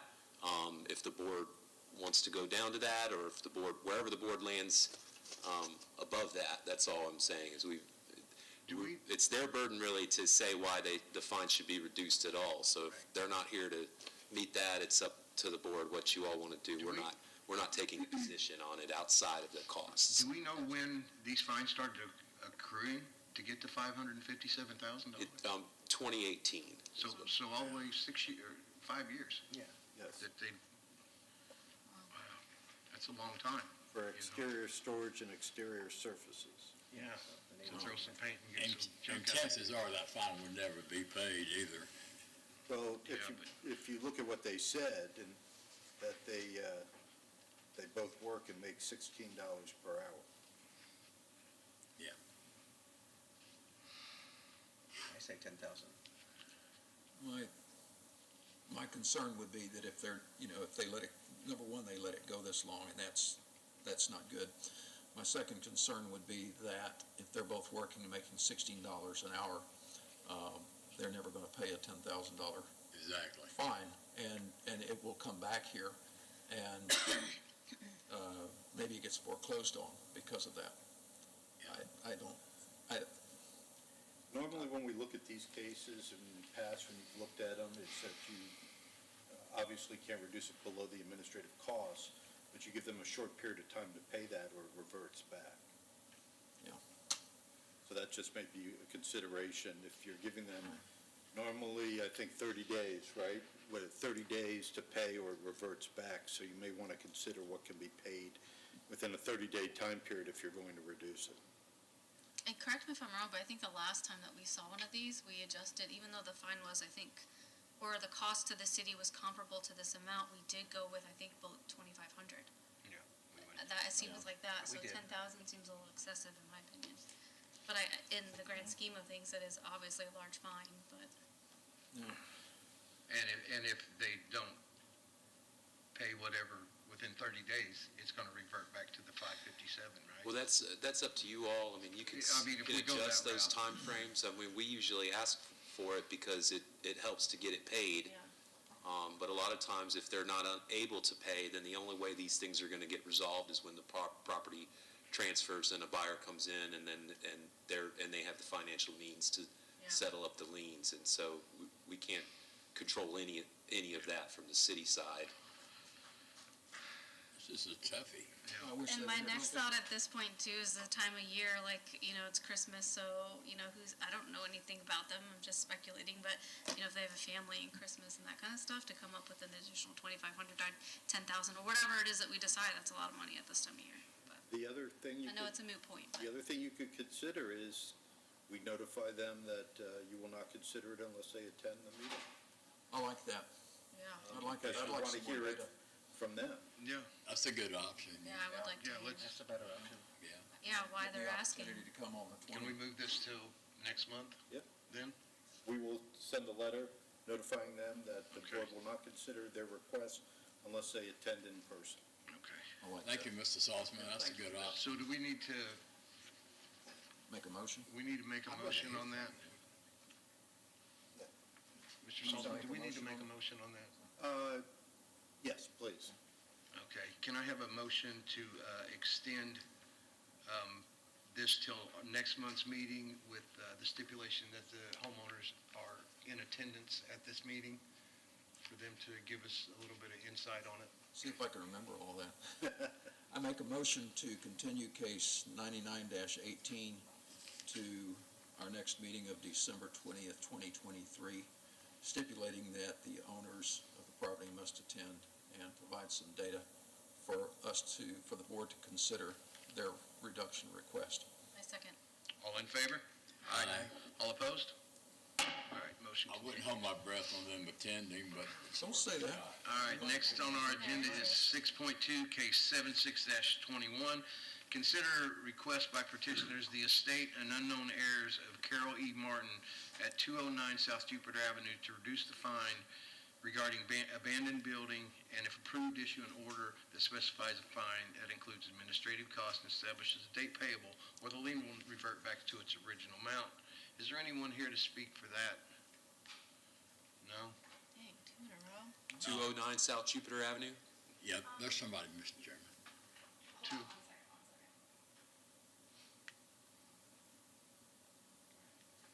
Is there someone here to speak on 209? The person who requested the lien reduction, I don't recall his relationship to the property off the top of my head. Purchase the house. Yeah, no, I'm sorry, this is you. Yeah, he's Yeah, sir, come I was forward. going to say, Daniel's pointing to him. I'm sorry. Yeah, You're 0 for 2. I'm here today. please state your name and address for the record, please. My name is Aris, 209 South Jupiter Street. Okay. So what's going on, Bob? I bought the property as a foreclosure, and it was abandoned. So I got the property to. Speak up. So I got the property. I bought it off a foreclosure auction, Okay. and it came with because it was abandoned. It came with It a had lien. overgrown grass. Roof needed to be redone. And so is everything being corrected? Yes. And so you're asking, since you've now addressed everything, to have the fine reduced? Correct. Okay, got it. Did you have what's the outstanding fine, and then do we have the city's costs and what you're asking for a reduction to? The outstanding fine is $123,450. Okay. The costs are $1,196.20, but there's also a nuisance abatement cost of $3,505. Now, is that an administrative? That was the cost of That was him They going didn't out. even it up. abate Oh, okay. to actually remove What was the that? lien. 3505? So we're looking $3,505. about, almost 5,000. Are you the new owner? Yes. Okay, So you inherited all this when you bought the property? exactly, yeah. Yeah, that's Lucky you. That's an unfortunate thing about auctions is, you don't really know what you're getting into till you already are into it. You may want to hear from the city on the Well, nuisance Thank abatement. you, thank you, Mr. Chair. We just, again, same scenario. We are asking for the costs. We don't have any objection to whatever you do outside of that. And I just do want to make the distinction that the abatement lien That was a hard cost. The city did spend money to clean up the property, and I believe it's a separate order, so it's not really technically in front of you today, but we did want to get it on the record just so that you know it's out there, and those really can't be reduced. Those are hard expenses that we need to recoup, so we just wanted to make that clear. So for this particular case, we're asking for the $1,196.20 as the costs that we would like to recoup here. Am I to understand that the nuisance abatement thing would be addressed as a separate case at a separate time? Well, we take the position that those aren't really eligible for reduction. If there's some kind of due process error in our notices or some kind of legal fatal flaw in the way that we've conducted ourselves, then we would have to eat the costs in that situation. But apart from some severe legal deficiency, we want to make sure that the city recovers their fees, so basically that's separate, that's not going to it's come before separate. us. He Right. needs to pay that as it is. Right. Okay. So right now, So that's not, we're looking at $1196.20. That's what we're asking for, but I believe the total fine was somewhere, $123,450. What are you asking for the reduction to? 2,500 to 3,000. So you realize if we make that adjustment, you'll have to pay that in addition to the abatement lien. you understand that? That there's two separate things? Okay. I'm asking you if you understand what we're talking So about that's here. on top of, That there's two separate issues here. One is for the, if I'm understanding this correctly, for the fines that we're talking about in this particular case. The fines currently sit at $123,450, and those are the ones we're looking at reducing. Yes. Right? Yep. But separate and apart from that is money that the city spent to clean up the property previously, and that's a hard cost of $3,500 that is not part of this. Do you understand that? Okay. So I'm okay with doing a reduction to 2,500, you guys? Yeah. And then he's looking then out of pocket, I know it's separate, but it would be just over about 6,000. Yeah. Yeah. I think that will that's be- very fair. Yeah. And that will be 30 days. 30 30 days. days. That'll be 30 days. My only other Or it reverts back to the 123,000 up. My only other question is whether, when we make a motion and attach a dollar amount to that, my understanding is it does not include that $3,500 number, that is a separate thing, Correct. not part of this. So when we make a motion, it's strictly for reducing the $123,450 to whatever number we reduce that to, aside from the city's hard costs on the other issue. right, these are Okay. two different orders. You Yeah, had I an just wanna order be that sure. found them in violation abatement's for the already abandoned happened. building, and then Does he have a timeline of when that has to be paid, do you know? that's up to you. Standard is 30 days. No, I believe. mean the abatement. The abatement. Oh, the abatement lien, Yeah. I mean, that, we take the position that that's due immediately. Okay. And so it's past due in our opinion. Okay. And I would expect that he just comes to the city and discusses that with them and pays them. Is that correct? Right. Okay. Okay, can I get a motion to reduce the fine to $2,500 for this case, for case 76-21, and the nuisance abatement fine Remains as is. remains as it is because it's a separate entity. Right. I'd like to amend that, Mr. Chairman, because he's the new owner, he's inherited all this from $2,500 to $2,000. To 2,000? Let's give him some kind of break here to get this money up. He only has 30 days. I wouldn't disagree. Yeah, I'm fine with that. All right. All right. I've just been, Shall I? So it's a that's the friendly courtesy we've amendment. extended to others, so, It's a friendly amendment to 2,000. yeah. Okay. All right. I move to enter an order reducing the amount of the lien to administrative costs of $2,000 payable within 30 days, or the lien will revert to its original amount. I second. All in favor? Aye. All opposed? All right, motion carries.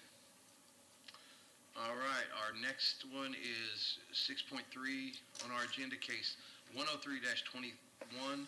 Consider request by petitioners 15 Hollingworth Street Realty Trust at 1831 North Highland Avenue to reduce the fine regarding signage without permits, and if approved, issue an order that specifies a fine that includes administrative costs and establishes a date payable, or the lien will revert to its original amount. Is there anyone here to speak for 1831 North Highland Avenue? Or I have been in contact with the representative of this property who is up north. He said that he would try to come down if he could, if he needed to. And I told him it was up to him, but that in the past, it hasn't really been, an issue for them to be present if they are living out of town. The first case that you heard for lien reduction, I did expect that property representative to be here. But I know that this person is out of town, and I let him know that he could watch it as it's streaming and, Okay. listen to the conclusion. But I did want to explain that he's not here, and I have spoken to him about it. Okay. What was it? So in this situation though, without anyone to speak to it, how do we know? It's just talking to you and Well, I saying, hey, had what's the emailed outstanding lien fines? reduction. I mean, he has a reason on this reduction application. I guess, I mean, who would be presenting that is my question. It was Like, not- because we have this Well, here, we but have had, in the past, you have just looked at a letter, mostly, these are actually nicer, but they used to be just handwritten, yes. sometimes letters, so Yep.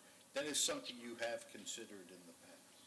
We have that letter. so- Right, but what I'm saying is if this is before us right now, who's presenting that letter to us so we can say, here's the facts, this is what, Oh, whether you agree with the facts that are being sent? yeah, because it's odd to me to say, okay, what are we looking for here? Like, we need all the information, and we don't have any information. Well, I guess the only other way, if somebody's not here, is that we have it done as a sworn affidavit. Okay. What was his reason, Mr. Sullivan? Basically, I believe that this is a plaza and that it was one tenant who he had a problem with as I was looking at this. This is involving former Inspector Knight, and that when he left the position, now, again, maybe the city can clarify these issues, because he's saying that it was an improperly erected sign without a permit. He was assured that he would get the permit and spoke with the city several times, and they were working on it. It may be between him and his tenant. Yeah. Okay, so, And blah, blah, blah. Doesn't sound like the city followed their normal okay, so procedure. what is the outstanding fine? What is the cost to the city? $42,300 is the outstanding fine.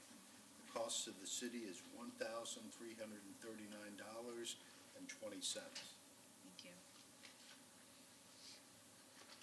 And, Mr. Chair, we have no objection to you receiving the letter as evidence in lieu of their appearing. And of course, if you choose to defer and request their appearance, that's up to you too, but we have no objection to you relying on that letter. And I don't know if anyone on our side wants to add anything from a factual standpoint. Rebecca Mulder, I'm code manager. So this is one of the cases that when our previous sign inspector, when he left the city, was an outstanding case.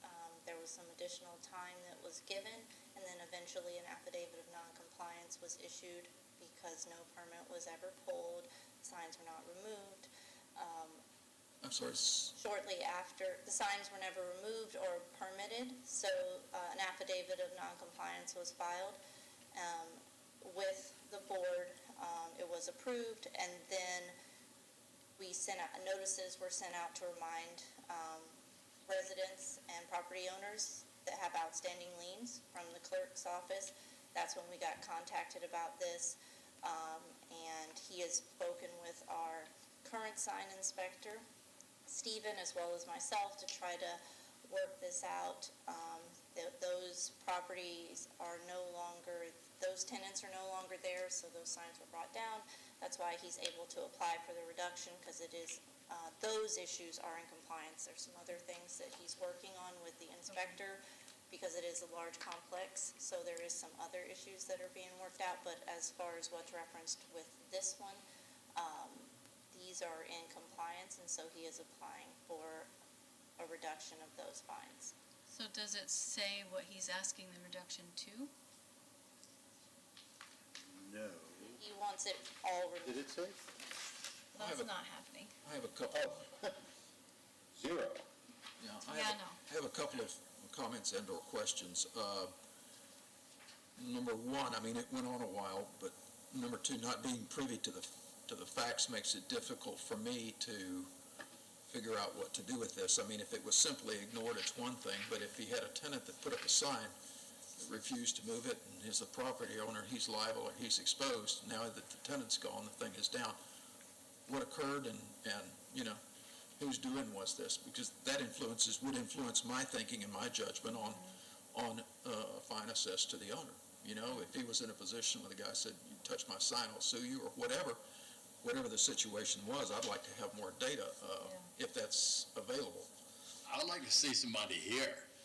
Can we make that requirement? Like, if they're asking for such a huge reduction, can we Yes. require their attendance? I will tell you that they did say that under hardship, that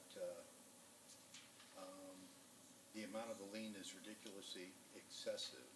We worked in good faith, and I don't believe this is what the city should be doing to businesses who have invested a lot in the plaza, improve the city, increase tax revenue. I don't understand why they want such a large deduction, but yet they can't even send somebody here, a representative? Well, I think in defense of them, and from what Nicole said, is we've never had that requirement. So if we are making that requirement, we will let them know, and this is another one we can pass until next month. I'm Just okay like to with have more. doing I'm okay with doing a reduction to at least cover the city's costs and then some, but I don't, again, it's not having a whole lot of information. Yeah. I guess we're spoiled with the presentation we get from everyone.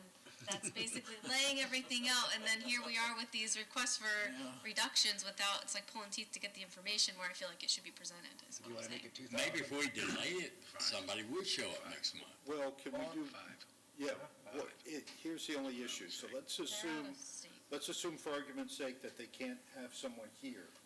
Do you want us then, if we get that information, to look at some other way to get that information to you? I know these, I think the first thing is to see if they can come next month, and then if they can't, then we can address it next month. I like that. I would say let's just go with 5 and not even bother having them come.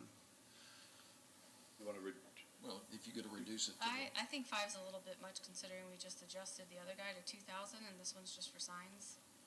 But this is a business. Yeah, but at least he showed up. all right. Mr. Chair, So, if but I may, if they could provide, what they've provided so far, they've provided a little bit of a narrative of the facts, but I don't believe it's not notarized or Right. sworn or anything, but we're not objecting to, as far as I know, I don't think we have any evidence to rebut what they're saying, but if you would like something to be a little bit more solid, maybe they could just provide that narrative again in the form of a sworn affidavit that you could receive if they're not available. We would not object. We're not objecting to the letter, so we wouldn't object to an affidavit either. So that's just a suggestion. Could we request that the applicant give us more information about, why this went on so long and what the situation was and why it wasn't corrected, and maybe that will help our judgment? I would defer to Mr. Salzman on that, but I wouldn't have any objection to the board doing that. yeah, no, we can notify them and say if they're not able to be here, to please give a more detailed sworn statement so that the board can consider that. That's a good option. I like that. I'll do too, yeah. Board, it's up to What do you you guys. think? What do you think? I think it's fine when we're done with it. You guys want to delay it, that's fine. Well, What do you think? I think 5,000's a bit much. I'm okay with just reducing it now. Can we meet in the middle at 3,000? Sure. I just want to keep kicking the can down the Right, road. I yeah, would like I more agree. information, but based on what was provided to us, I'm okay with that. We cover the city's costs. Well, but the A hard sworn costs are statement's not kicking it down the road. Right. Well, but 3,000 is a fair number. I would, The one thing is, I would point out is that, as the city has made it very clear, they're not objecting to this. Yeah. We are looking to make sure, you've made this decision over the years to make the city whole. Yeah. That's a minimum. That's my So main concern. you're making the city whole. And if they're not objecting, then that's Yeah. usually a good sign that we can just move forward with this. Yeah, I'd be good with that. Want to make a motion for 3 then? If I may also, that I believe if they would be eligible to request a rehearing, if the board rendered a decision today and they didn't like it, they would be eligible to request a rehearing and come back next month, is that right? Maybe? Maybe. Okay, well, we can look at the code on that, but I mean, we wouldn't object if that did happen. We wouldn't object to it. If they just said that they wanted to come and make their case and get a rehearing, then I wouldn't object to it. And I agree, the only thing that bothers me is that we didn't tell them that they had to be here. Right. Yeah, I'm not saying they necessarily have to, we just need more information, I guess. That's all. Well, I would agree, and I think that, from my line of thinking, if you got a fine of $42,300, you're asking for zero, it's worth making a trip. Yeah. I mean, that's. Or something, or sworn statement, something. Yeah. All right. 2,000? I'm good with 3. I don't know about you guys. Yeah, that's fine. That's fine. All right. Shall I? Yeah, make a motion. I move to enter an order reducing the amount of the lien to administrative costs of $3,000 payable within 30 days, or the lien will revert to its original amount. I'll second that. All in favor? Aye. All opposed? All right, motion carries. 6.4 on our agenda, case 91-23, approve the stipulation and agreement for petitioners Mary M. Jones at 924 Mandalay Avenue. Is there anyone here to speak on that? Is this the garage? Mr. Chair, I'm Yes. presenting this one. I was involved with this. It did get complicated. If you recall, this was a situation where the garage in the rear came before you in November of last year. It had burned down. Yeah. And then the owner of the property was trying to reconstruct, but ran into some complications because it was encroaching the setbacks and the easements, and it was also built prior to the FEMA floodplain regulations. So there was a lot of complications and moving parts with this, and so I did get involved, and I did speak with Ms. Jones, and she was agreeable to pay the costs, and we were agreeable to the board reducing the fine to just the costs, and so we are, in this particular case, based on the complications of it and everything that happened over the last year, we're recommending, actually, in this case, that you reduce it to just the cost and adopt the stipulation agreement that we've drafted between the parties. And in this case, you just have to make a motion to adopt the stipulation agreement. Because the city has already entered into it, it's just asking for approval. I make a motion to approve the stipulation and agreement for petitioners Mary M. Jones at 924 Mandalay Avenue. Second. All in favor? Aye. All opposed? All right, that approval passes. Okay, now on to our nuisance abatement lien filings. 7.1 on our agenda, case 145-23, accept the nuisance abatement lien for respondents Flat Rock Holdings Group at 706 South Fort Harrison Avenue for lot clearing and issue an order with a compliance deadline and authorize the city to mitigate the violation if compliance is not met. Is there anyone here to speak on that? 706 South Fort Harrison? All right, Inspector Casman, you have the floor. Hello again, Board. Daniel Casman, Code Enforcement Inspector with the City of Clearwater. This is case number 145-23 for 706 South Fort Harrison Avenue. It's a nuisance abatement. There's one violation here for Code Section 3-1503B5A, B7, B8 for accumulation, placement of nuisances, lot clearing violation, unmaintained right-of-way. So the dates of notice of violation with compliance and the affidavit of posting. Here's the day of the posting at this property. I don't know if you've ever been by the Publix across. This is about kitty corner from the Publix at 619, I think, South Fort Harrison. There's not a ton of lawn here, but what little lawn they have is overgrown and grown on the street and sidewalk in the area. Getting a little hairy as you drive by. I don't think there'd be enough space for that. There's a little bit of overgrowth on this side, but a bit of debris as well. In the back of the property, it's about the same problem, a lot of overgrowth in the area.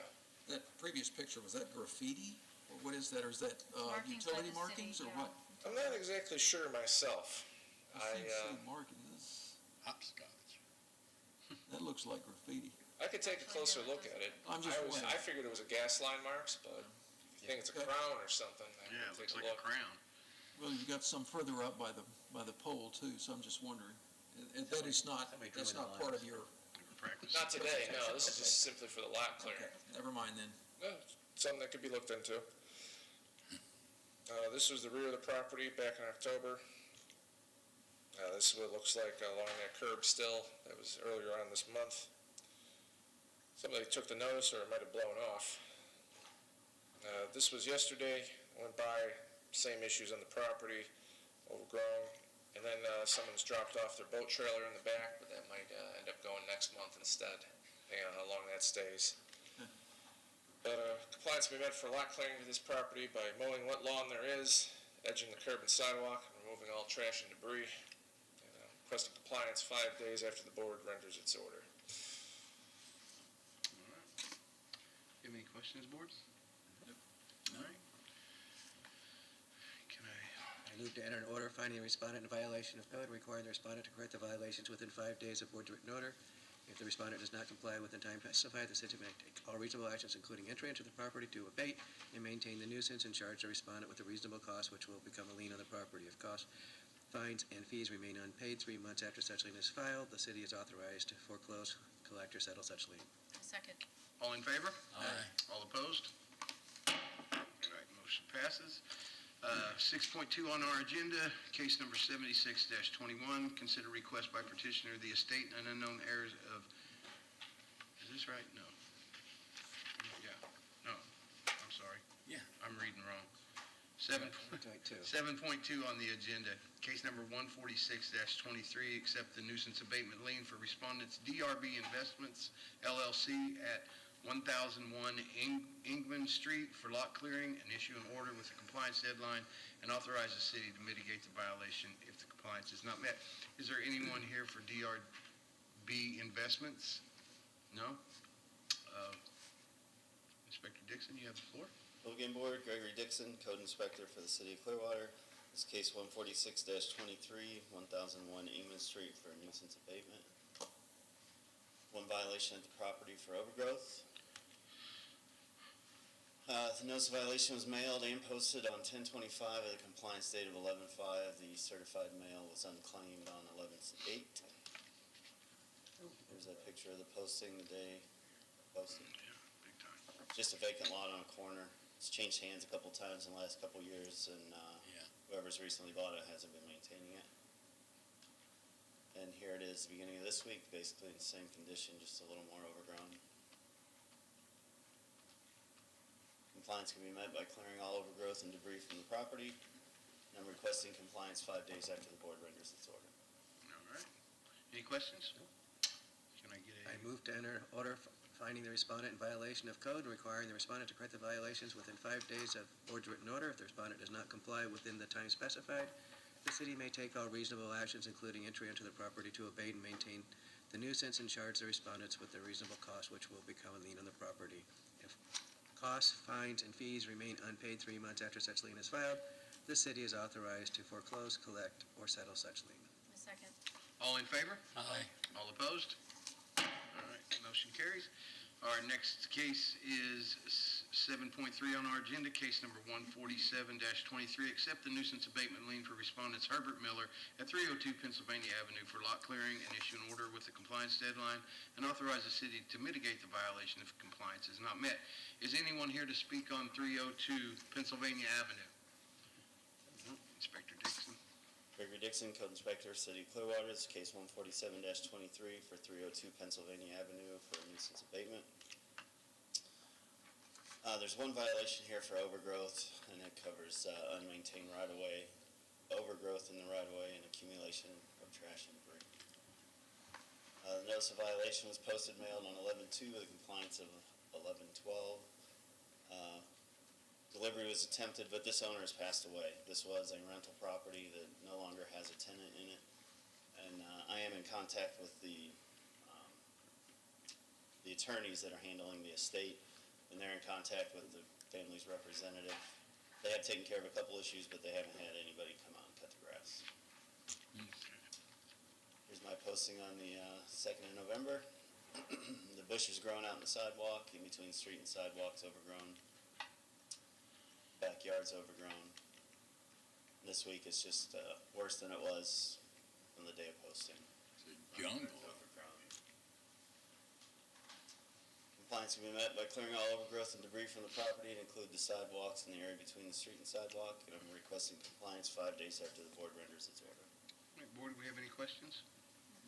All right, I move to enter an order finding the respondent in violation of code and requiring the respondent to correct the violations within 5 days of the board's written order. If the respondent does not comply within the time specified, the city may take all reasonable actions, including entry onto the property to abate and maintain the nuisance and charge the respondent with a reasonable cost, which will become a lien on the property. If costs, fines, and fees remain unpaid 3 months after such lien is filed, the city is authorized to foreclose, collect, or settle such lien. Second.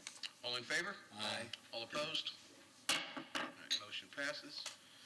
7.4, case number 148-23, accept the nuisance abatement lien for respondents Pavel Pristash at 1258 Franklin Street for inoperative vehicle and order an issue with compliance deadline and authorize the city to mitigate the violation if compliance is not met. Is there anyone here to speak on that?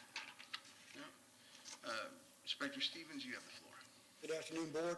John Stevens, Code Compliance Inspector for the City of Clearwater. This is going to be case number 148-23 in reference to 1258 Franklin Street for a nuisance abatement.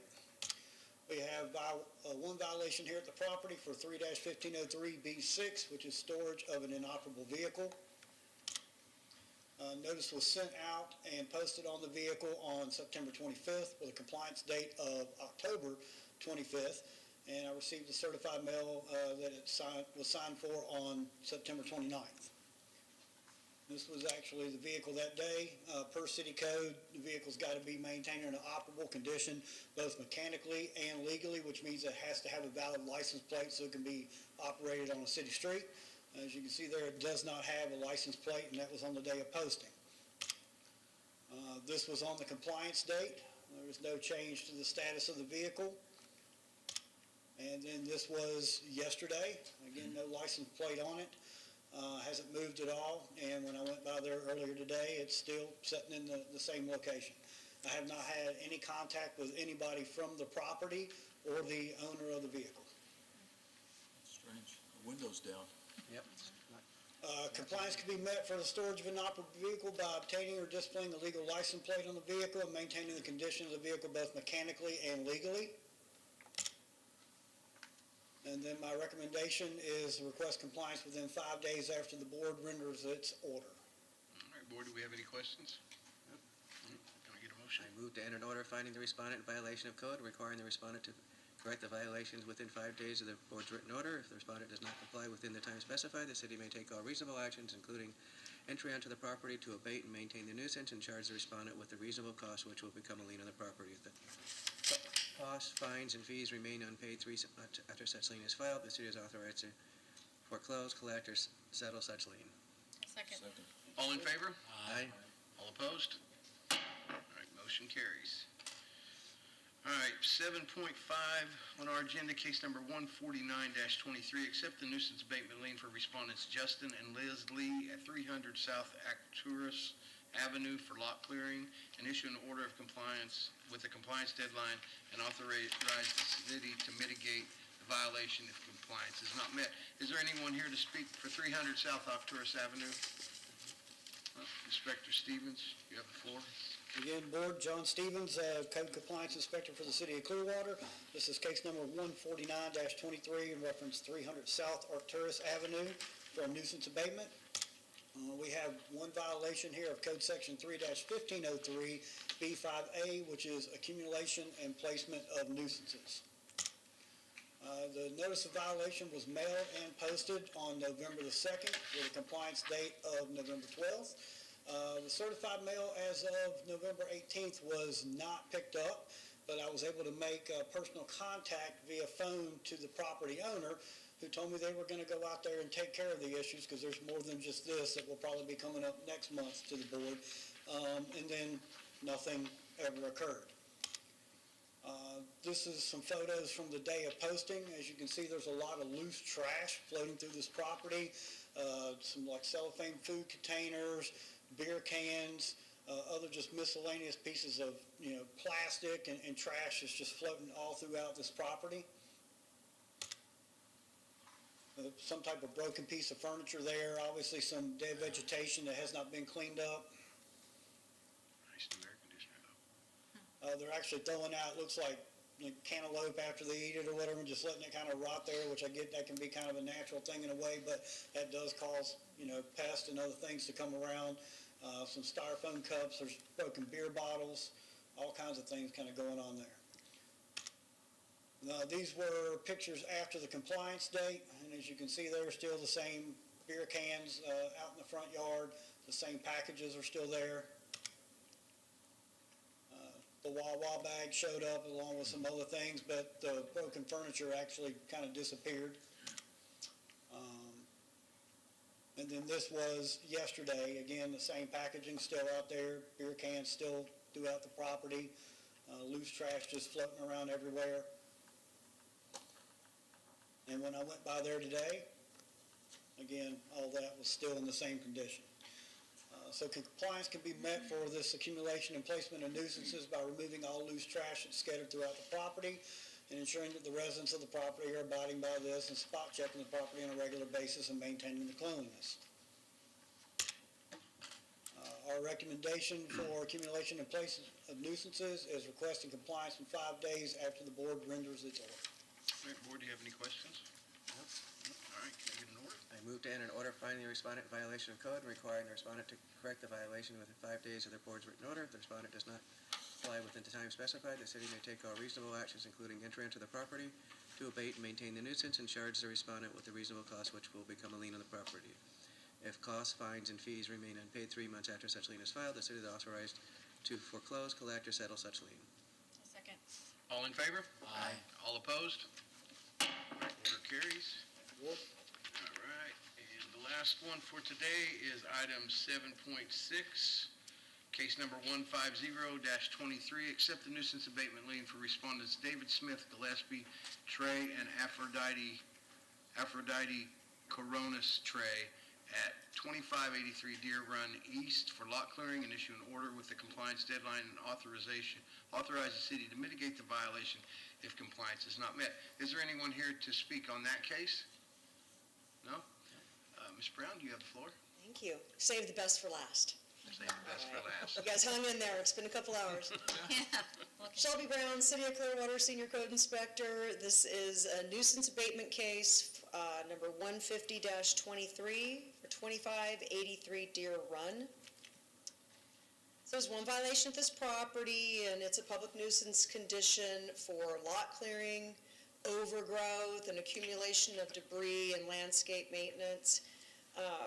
This was called in by the Homeowners Association. They said that although the lawn was essentially being minimally done, there was still a lot of accumulated dead vegetation and the sidewalks were obstructed, and you can see our code sections there that cover this. All right, so there's a lot of history here. I mean, when I went out there initially in August, the lawn wasn't overgrown, but there were issues. I didn't think it needed to be posted at that time. I didn't think I'd be sitting here in front of you, but, it just hasn't gotten done. So I left a door hanger on August 21st. Didn't get done, so we sent a courtesy letter on September 8th, and we still didn't get done. So notices of violation were posted on October 3rd and October 19th, with compliance dates of October 18th and November 5th. We had a little change in venue, so I had to repost things. I did get a green card back signed by the property owner on October 28th. So this is not an owner-occupied property. There are residents there. Everyone knows that something's going on. All right, so on October 3rd when I was out, there was a lot of dead vegetation just kind of stuffed into the bushes. And that's not good. There's a sidewalk here that backs up to Landmark. This is right by Layla Davis School, so people got to walk by here all the time. And there's a posting I did on October 4th right there showing, please get this stuff cleaned up. On the 26th, I was back out to post it again. This is on Landmark on the left. You see all that vegetation is just falling into the sidewalk, and there at the ground line, there's pieces of fence board. It's a mess. So they're just not taking care of that either, so the sidewalks are obstructed. November 7th, same conditions. The big pile on that picture on the right side, the big pile had gotten taken away, but there's still all kinds of just broken sticks, and it's a mess. It just needs to be cleaned up once and for all. And then there's just another picture on November 7th. Again, this sidewalk is on Landmark, and you're looking south. Everything hanging into the sidewalk. All right, there's another couple pictures from that same day. Also on the sidewalk on the north side of the property, they've got some other vegetation that's growing into the sidewalk there too. You just need to clean it up, cut it back once and for all. So landscape maintenance and lot clearing, compliance can be met by clearing all the overgrowth, undergrowth, and the accumulation of dead vegetation, specifically on the north and east sides of the property. Clear debris from the ground and ensure the sidewalk stays unobstructed, and then maintain the property on a regular basis. And my recommendation for case 150-23 for 2583 Deer Run for a public nuisance condition is I'm requesting compliance 5 days after the board renders its order. Do you have any questions, board? Nope. All right, can I get an order? I move to enter order finding the respondent in violation of code and requiring the respondent to correct the violations within 5 days of the board's written order. If the respondent does not comply within the time specified, the city may take all reasonable actions, including entry onto the property to abate and maintain the nuisance and charge the respondent with a reasonable cost which will become a lien on the property. If costs, fines, and fees remain unpaid 3 months after such lien is filed, the city is authorized to foreclose, collect, or settle such lien. Second. All in favor? Aye. All opposed? Order carries. And if Thank that's- you. You're welcome. If that is all we have, board, we are adjourned. Yay. Thank you.